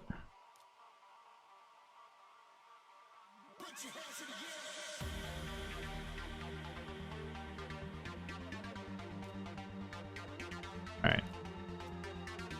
So I just need a shield in Feral that is fast.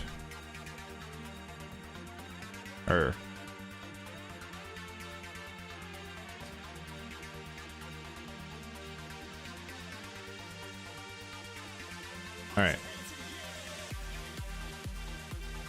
I think this would work then. So in this case, they're locked out. God damn it. Resisted again. They're locked out. Molly's passive helps them cut in, but Marius is faster than them, so he still strips off the stone skin. But maybe we don't even need to do that. Might not need to do that, actually. Maybe we just A1 with the Marius. Leave the stone skin on. And then bomb them with Nishak. We don't need to do that. Don't need to do that. She just killed herself.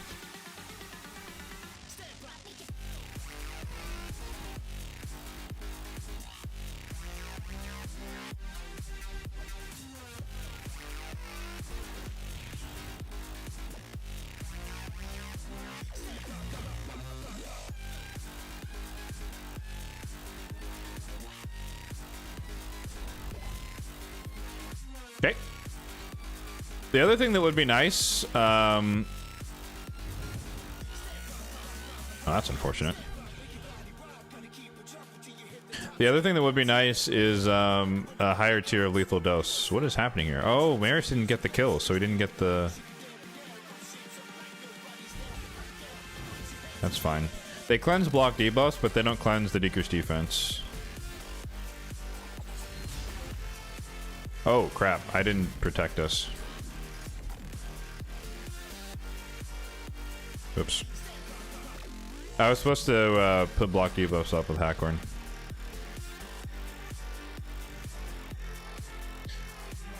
Gosh, this feels like Edge of Tomorrow, where I'm trying to like remember all the steps that need to be taken in the exact sequence. Okay.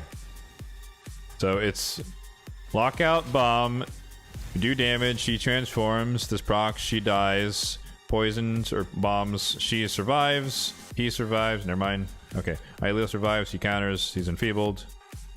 She dies to poisons, he dies to poisons.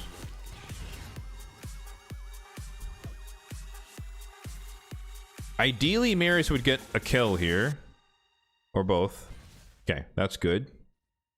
Because we were a little bit out of sequence before. Alright, block buffs is on those. We try to bomb this dude, doesn't land. He resisted for no reason.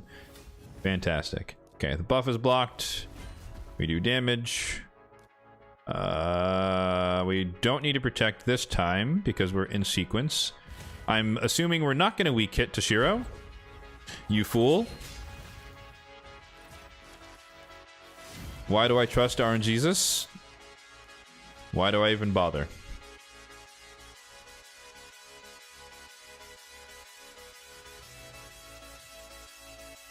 Why do I even bother?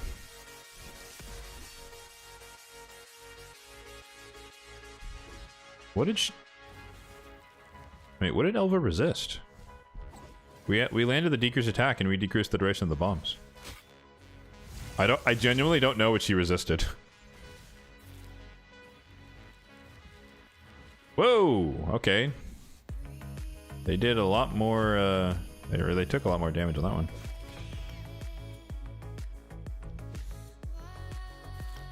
I think we're a little bit out of sequence now.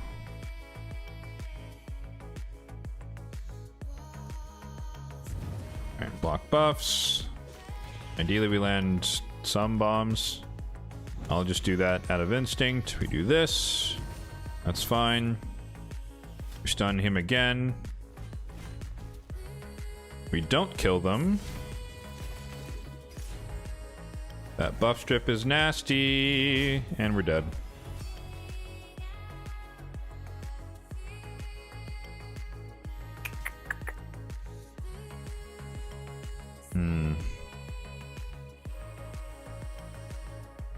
Okay, so that's not it. Maybe we do go for the lockout.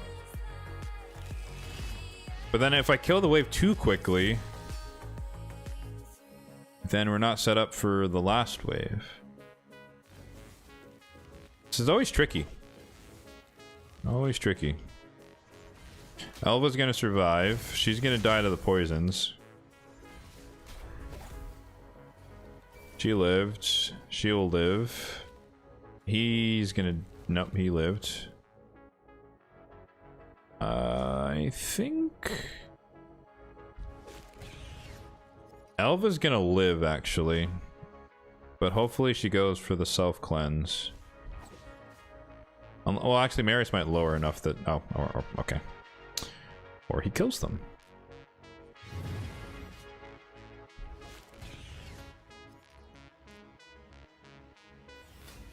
Stun removed. Maybe we actually just go for the enfeeble. Enfeeble play. We landed it on these two, not them.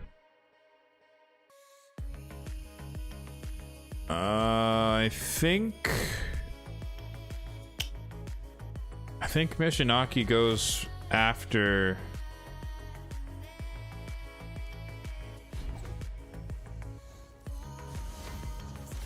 We didn't stun him. Oh, now Toshiro's gonna change forms. Crap. Alright, so we bombed him. This is gonna hit really weak because he has decreased defense. We cleanse and heal here. Protect. He transforms and dies because he bombed himself. He stays alive. And weak hits because he's enfeebled. She's locked out, so she won't immediately do her protection thing.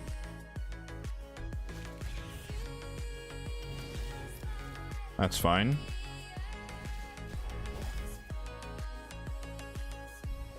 I don't think He's gonna die to the bombs with the strengthen on. Oh, he has weaken on now, so maybe he will die to the bombs. Yes, okay. We might have got lucky there. Alright, I think everyone has their stuff ready. So Hackhorn's ready to go. We have the stun from Ragash ready to go. Marius is ready. Ah, shit, the lockout's not ready.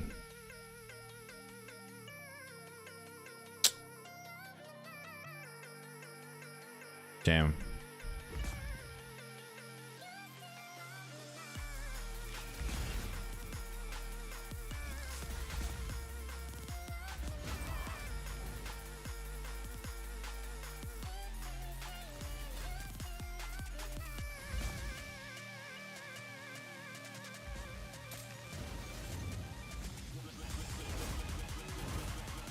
Oh, he cleanses!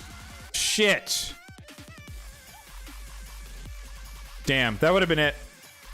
That would have been it. If we had the lockout there, that would have done it for sure.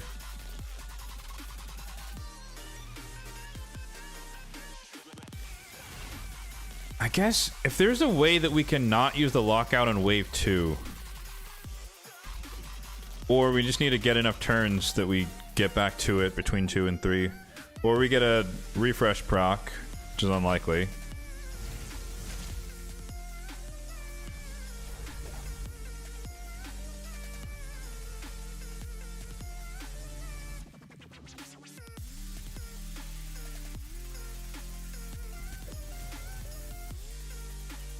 This feels like just on the edge of possible. And it's that like that last like 5% of like RNG slash finesse is just not coming home. Which is always tragic with these types of things.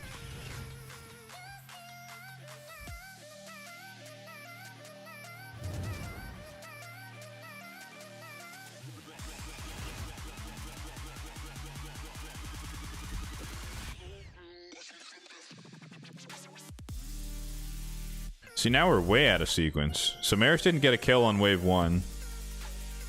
So let's think about this.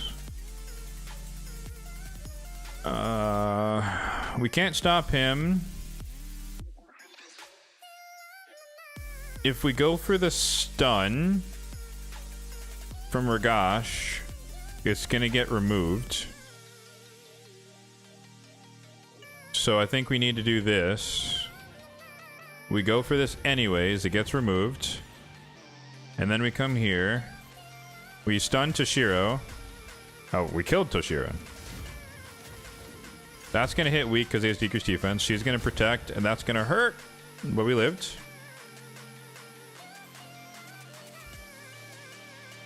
We don't want to lock out here.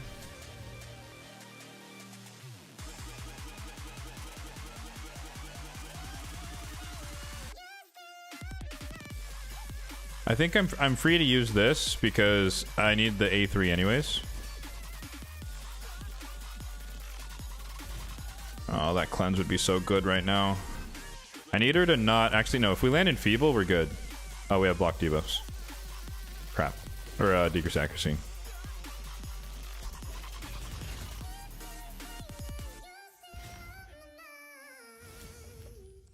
Okay, she's not hitting that hard, thankfully. He's gonna veil him. We need that in Feeble. God damn it.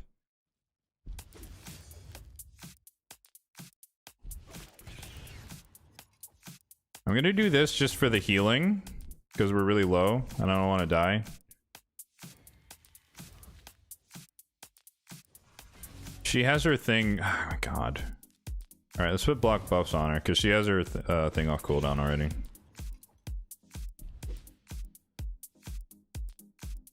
Well, that's a really long name. What's up? How's it going, man? I'll call you Spider. Okay. So now, we're here. Alright. We lock out. She gets her turn meter boost, which is fine. We bomb. We didn't land it on that dude, but he's down for a turn because of the lockout. This is okay. She's not gonna die. Don't kill him. Ah!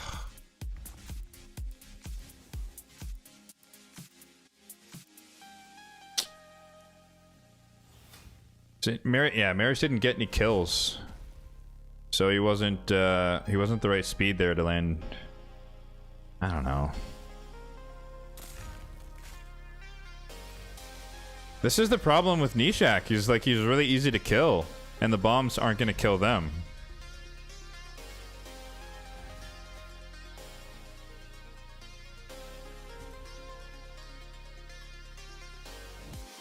Annoying. Who's not doing anything? I feel like everyone is doing something in this team.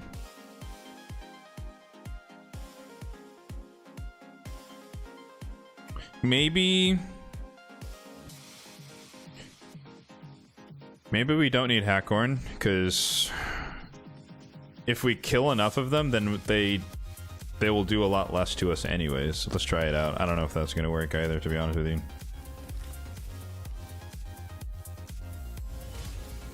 I don't know. I'm open to ideas, guys.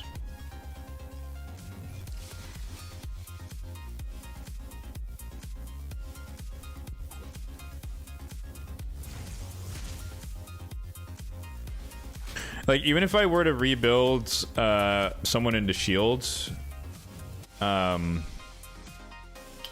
don't think they would have the right stats to function as they need to in this specific team.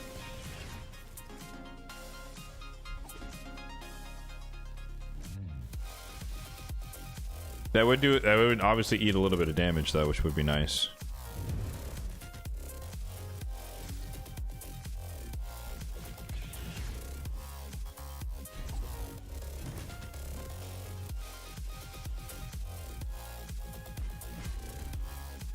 Oh, Jingwan's dead. That's good.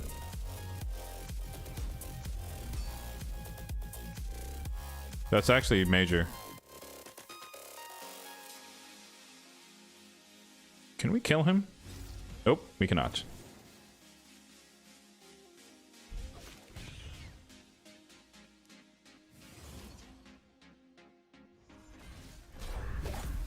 Oh, sorry. Oh no, the lock or the cooldown increase. I guess he's kind of neutralized, huh? Because he has increased defense and decreased defense. Okay, there we go. We killed him.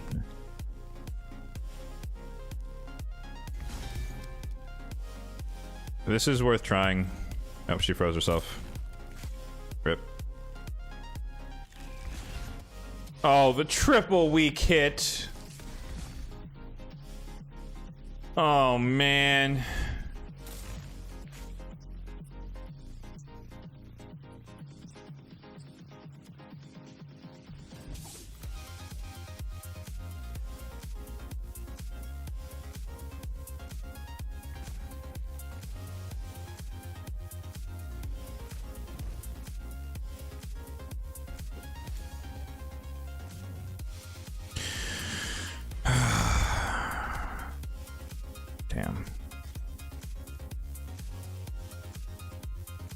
The triple weak hit there was brutal.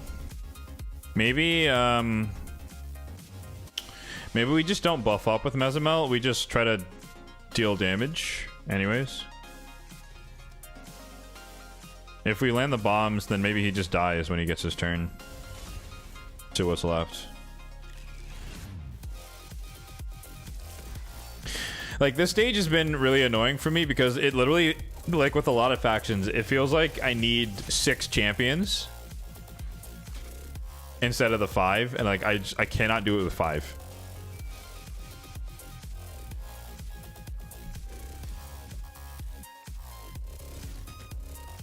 But like I said, obviously I can beat the stage, but I can't. Oh, that's actually huge. We got Tigger's defense. I can beat the stage, and I have beaten it, but what I can't do is get all 3 of the stars.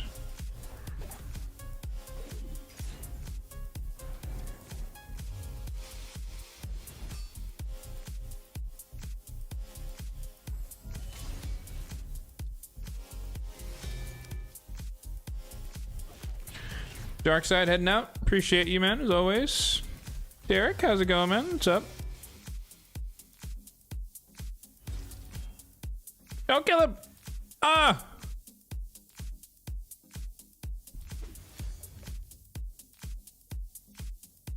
Fellow endgame free to player. Yep, yes, sir.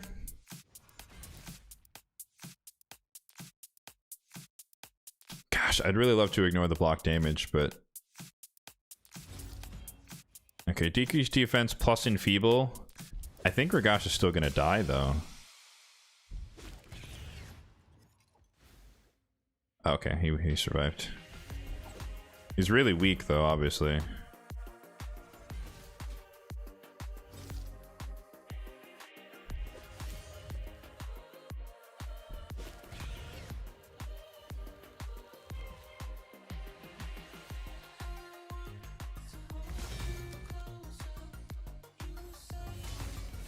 Okay, he's dead. Ah!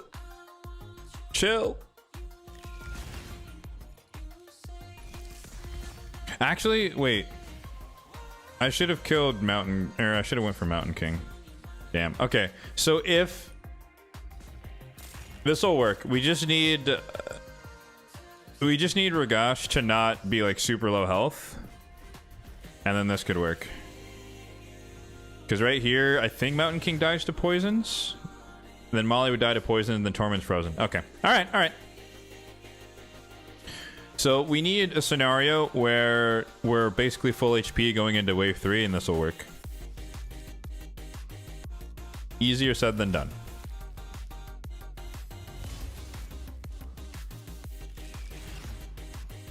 Resisted, that's not good.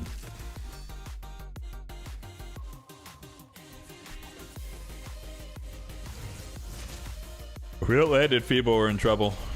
Oh, yeah, we're in trouble.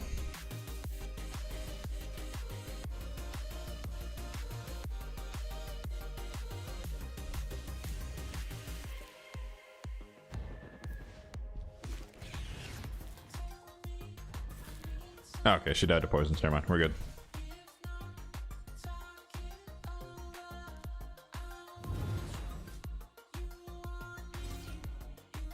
I wonder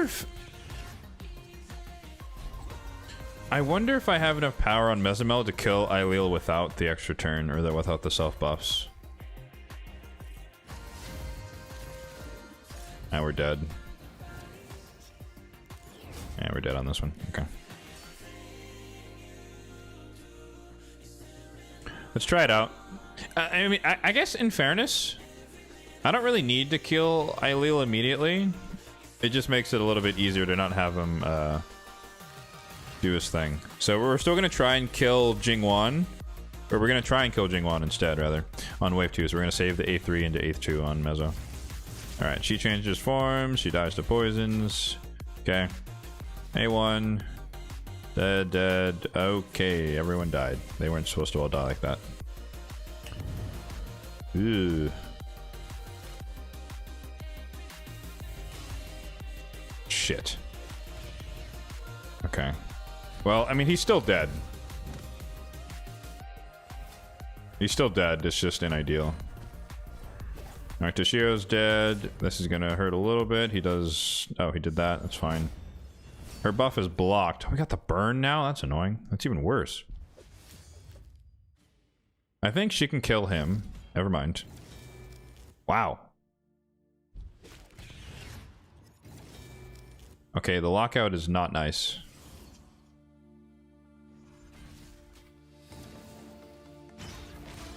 Oh, chill, brother. Chill, brother. Of course, we could.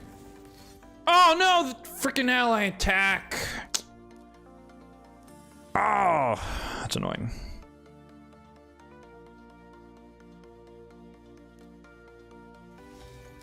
That is annoying.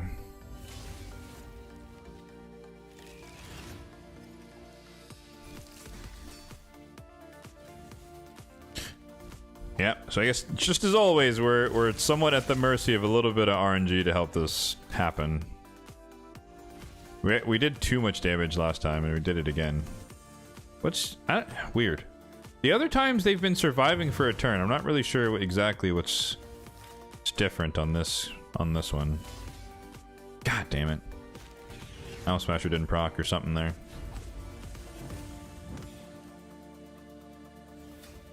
You resisted the stun. Okay. Oh, but he died. It would be really nice if I could kill...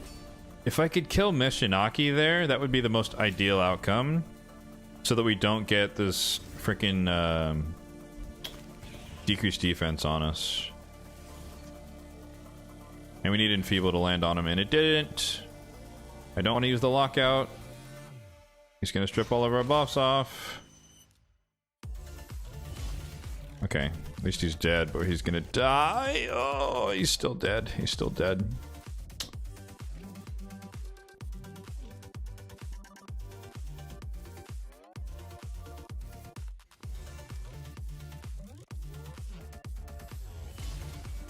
It's funny that, like, we need... I need like a Donnie for Skinwalkers.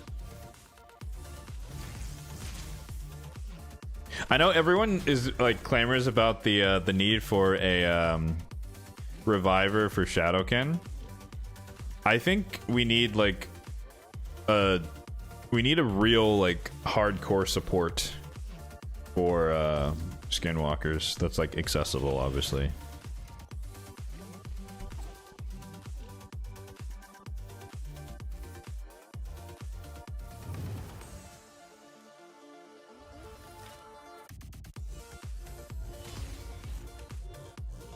Wait, how did...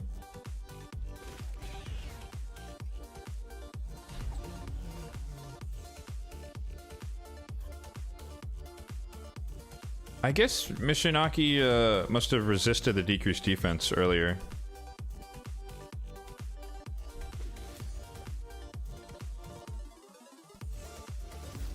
Okay, he's dead. The biggest risk here is Toshiro. We didn't land any bombs, unfortunate. We can stun... Oh, well, that's not what I wanted. Oh, okay, he died. Actually, if she would block damage here, that would actually be great. Nope, she's not going to get the chance. Okay, damn.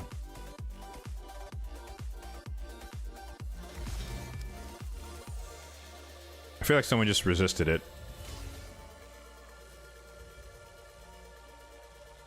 Oh, what the hell?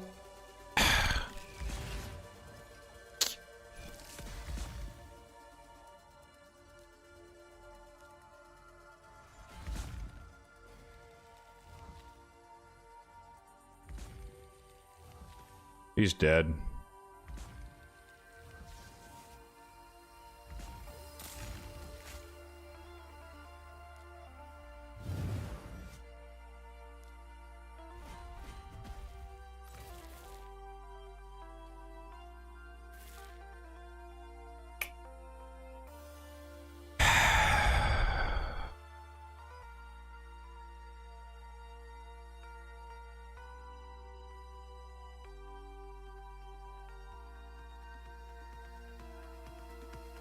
Are they...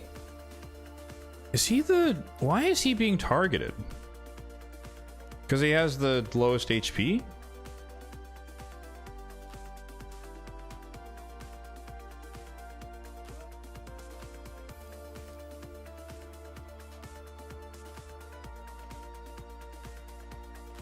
He has the lowest HP.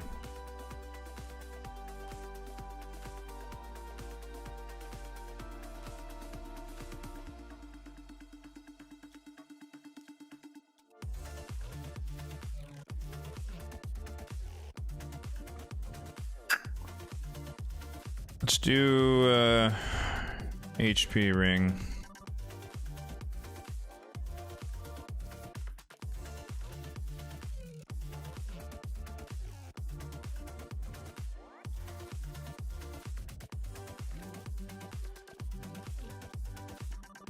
Jesus. Okay.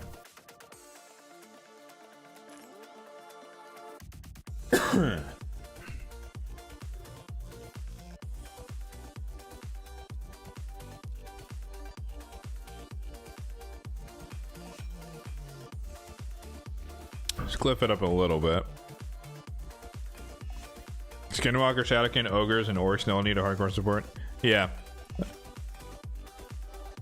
Ogres is abysmal.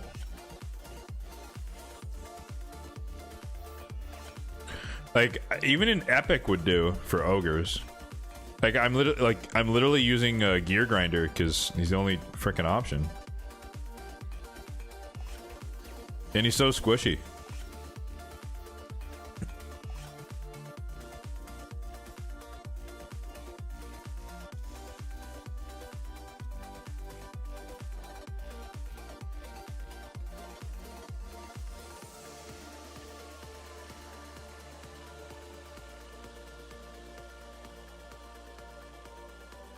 I wonder if it would be slightly better as well to run Ragash in like crit rate gloves or something. Just change the build.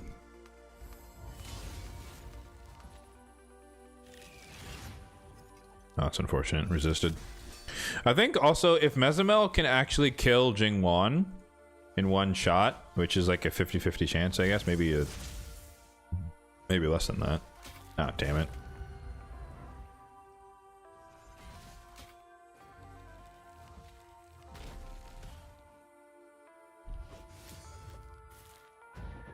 Fear. Oh, we didn't get feared that time. Okay. What's up, Thug? How's it going, man?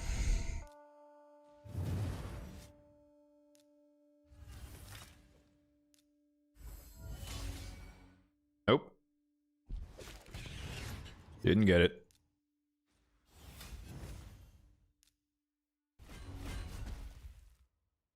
Okay, if we weak hit, we're dead.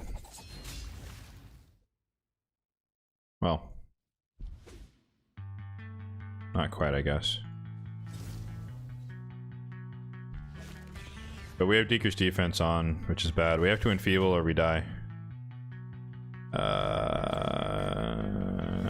Yeah, we die. Okay. If we just fucking stunned there and didn't weak hit on the 2 magic affinity, we would have been fine. Resisted.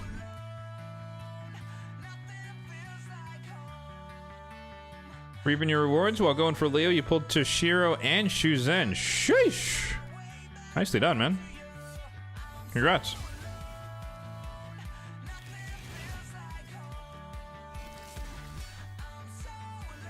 I think you beat the game. I am, you know, as always, I'm always anxious and wondering what I'll be getting tomorrow as well. I think on paper, I should walk away with at least 2 legendaries from my pulls. And that's like worst case odds. But there's technically a world where I only get 1. It is possible. Unlikely, but definitely possible. All right, come on, Helm Smasher. Yes! Okay. Good. Now we can stun. And we actually landed it on everyone.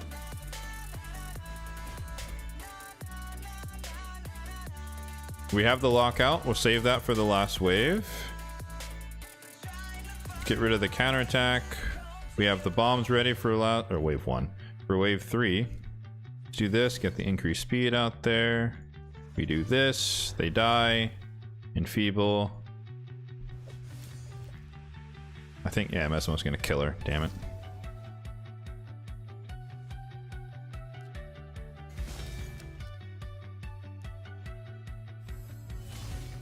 Alright, we're gonna change it up. We're gonna kill him.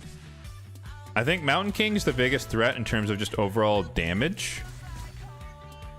Oh, the weak hit there is brutal. Ah, the counterattack. Well, actually, that might help us.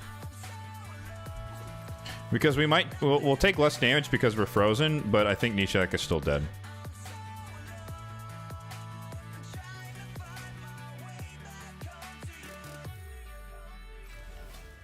We stun Molly. I need him to die to the bombs. I need both of them to die to the bombs, and we might actually have this. If he lives, we lose. Oh! We got it. I think we got it. Yes! Woo! All right, no one died. 3 stars, finally. An hour later feels like. Oh, man, these trials are something else. Victory slash, well, no, just victory. We're actually very close to finishing this faction. I say very close, but numerically, but in terms of overall difficulty, we're not actually close. This boss absolutely wrecked me when I tried it before, so we're not going to do that today. But because I think this is where like the waves were like so brutal, I didn't even get to the boss. And even if we do get to the boss, this is the switcheroo boss, and once again, I just don't have the support to. I don't have the support to stay alive. Like, who are you gonna use to heal on this team?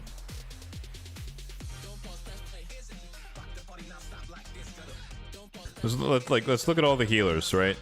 We have this, we have this, we have this. I think that's it. So the problem is that if you heal with Hackhorn, he can flip block debuffs into block buffs, but at least you get the heal. These are continuous heals, which can flip to heal reduction, which is exactly what you don't want. And then this heal could be flipped into decreased defense, which you also don't want. So like these two are out for the boss, so your best bet is this. But then you also need, you know, a reviver to stay alive. Some form of damage. Some form of damage. Maybe debuffing. Maybe more damage. I don't know. I'm definitely not trying that today. But we'll save that for another day, maybe. Happy with Raglan's buff? You went from 0 to hero? I agree. Absolutely, yeah. Oh, this stage. This was annoying. I couldn't do this one. Even then, like, I don't know how the heck you're supposed to do this. Like, you get 3 enemies under 10 debuffs.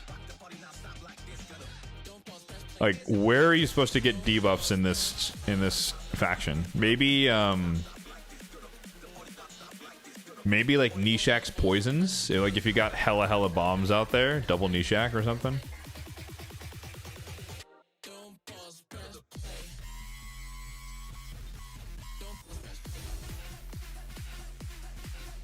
Actually, since I gotta use these anyways.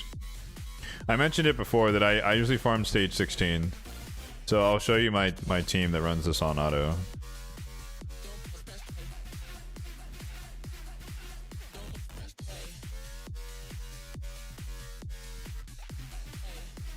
So we got no, not Hackhorn. What's his name? Korinar's our debuffer. Mezzo wipes out wave 1, softens up wave 2. We get the provoke. Brigosh is waiting. Marius goes in. Kills everyone, wave 2. Yep, this is a normal run here so far. Mezzo weakens them again. We do that. A little bit of A1s. Brigosh goes in for the stun. Actually, this is somewhat unideal. I think Marius might have done a little bit too much damage on wave 2. That's fine. Not the fastest run, but you get the idea.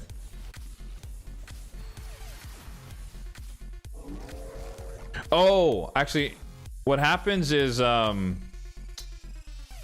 it didn't happen this time because it's just how they worked out. But when my champions get buffs, then Valkyrie pushes turn meter back, and Marius just like continuously counterattacks the last wave. That's what it was. That was the 41-second one, but we just didn't get that one there. But I mean, 48, close enough, right? You get the idea. That's the team I run on. That's my fastest team in Faction Wars at the moment. On hard, farming 13 and/or 16. Can the boss flip buffs with 9-piece protection? I guess not. Probably. I think.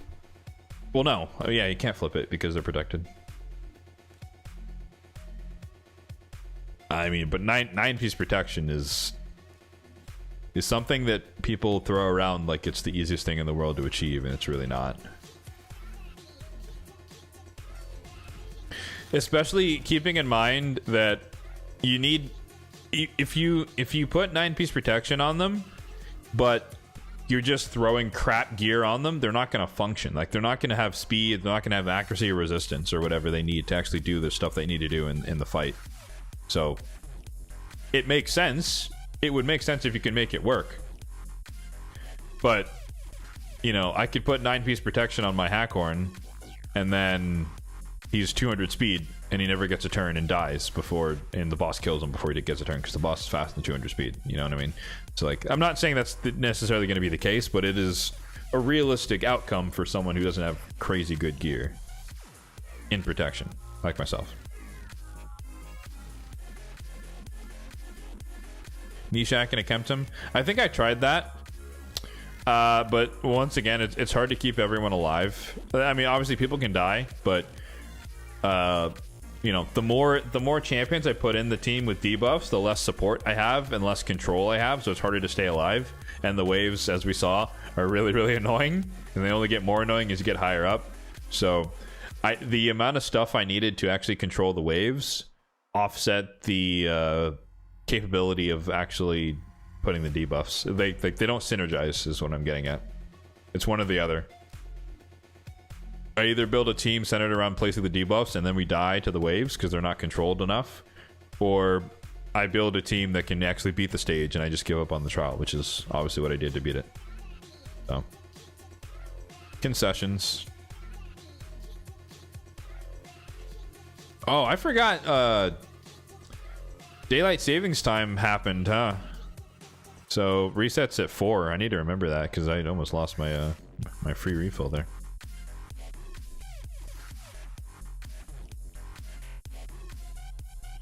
I honestly don't really have anything to do. Crazy. It's very rare that I actually like accomplish all the goals. Like, usually there's something, you know, something that takes like forever and ever. But I beat the 2 stages I wanted to beat. So we got I forget which one it was. We got, oh, this one, 17. We got no weak hits, and then we got no weak hits, and what did we just do? Oh, all 5 alive. Yeah. Stun set at Kemptum? Yeah.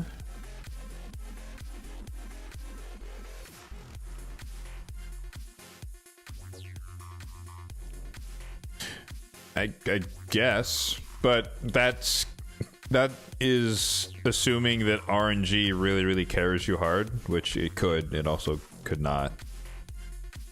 Kind of depends, but it is an idea. I mean, I've made it as far as I have without it, so I don't think that's the missing piece necessarily.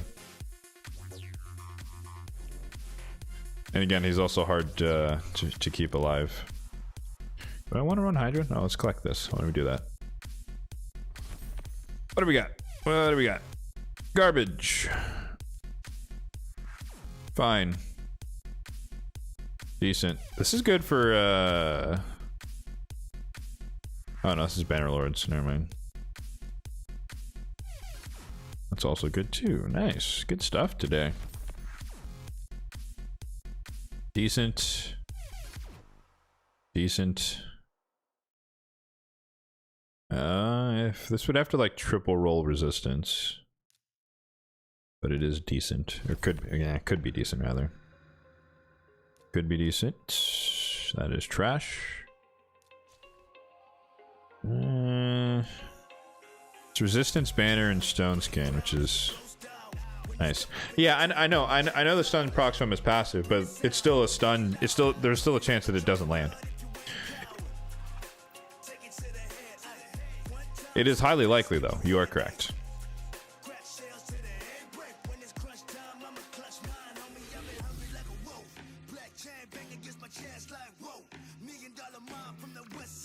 Okay, we got tons of space. I'm not worried.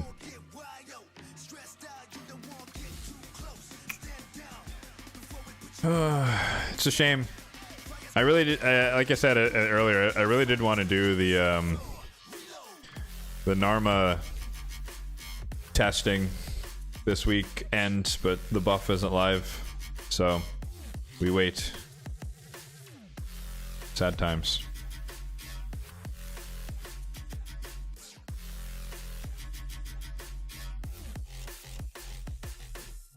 Need a better stone skin banner for Leonardo, preferably one with crit rate. I think you're going to be waiting a long time if you're hoping for a banner with crit rate.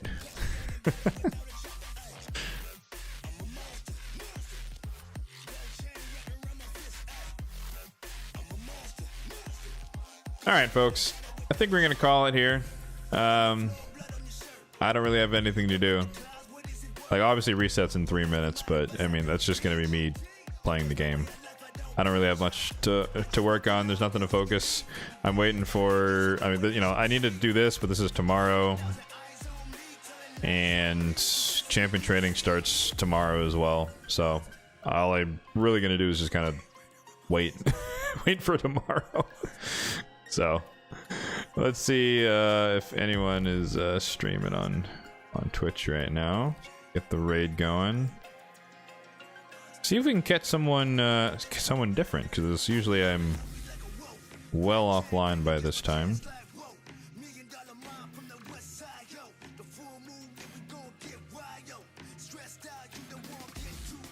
Oh, let's do Briggs. Yeah.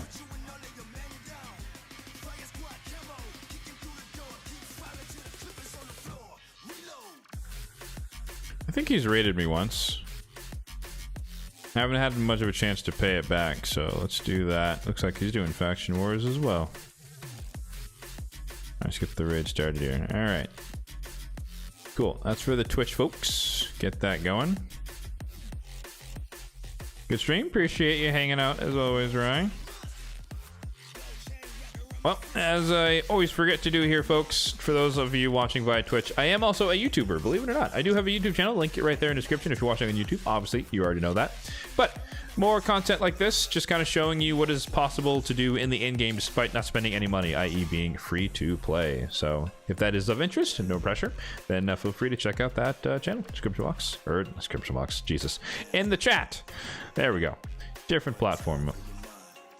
But yeah, these streams are every Saturday morning, 10 a.m. Pacific time. So the next stream is going to be next Saturday. Hopefully, fingers crossed, I don't have to work like I did today, which is why the stream is a little bit later. But if it is, I'll let you guys know on my community tab page on my YouTube channel. So you'll be in the know if you are looking out for it. But yeah, appreciate all of you as always for hanging out, and I'll catch you all on the next stream next Saturday morning.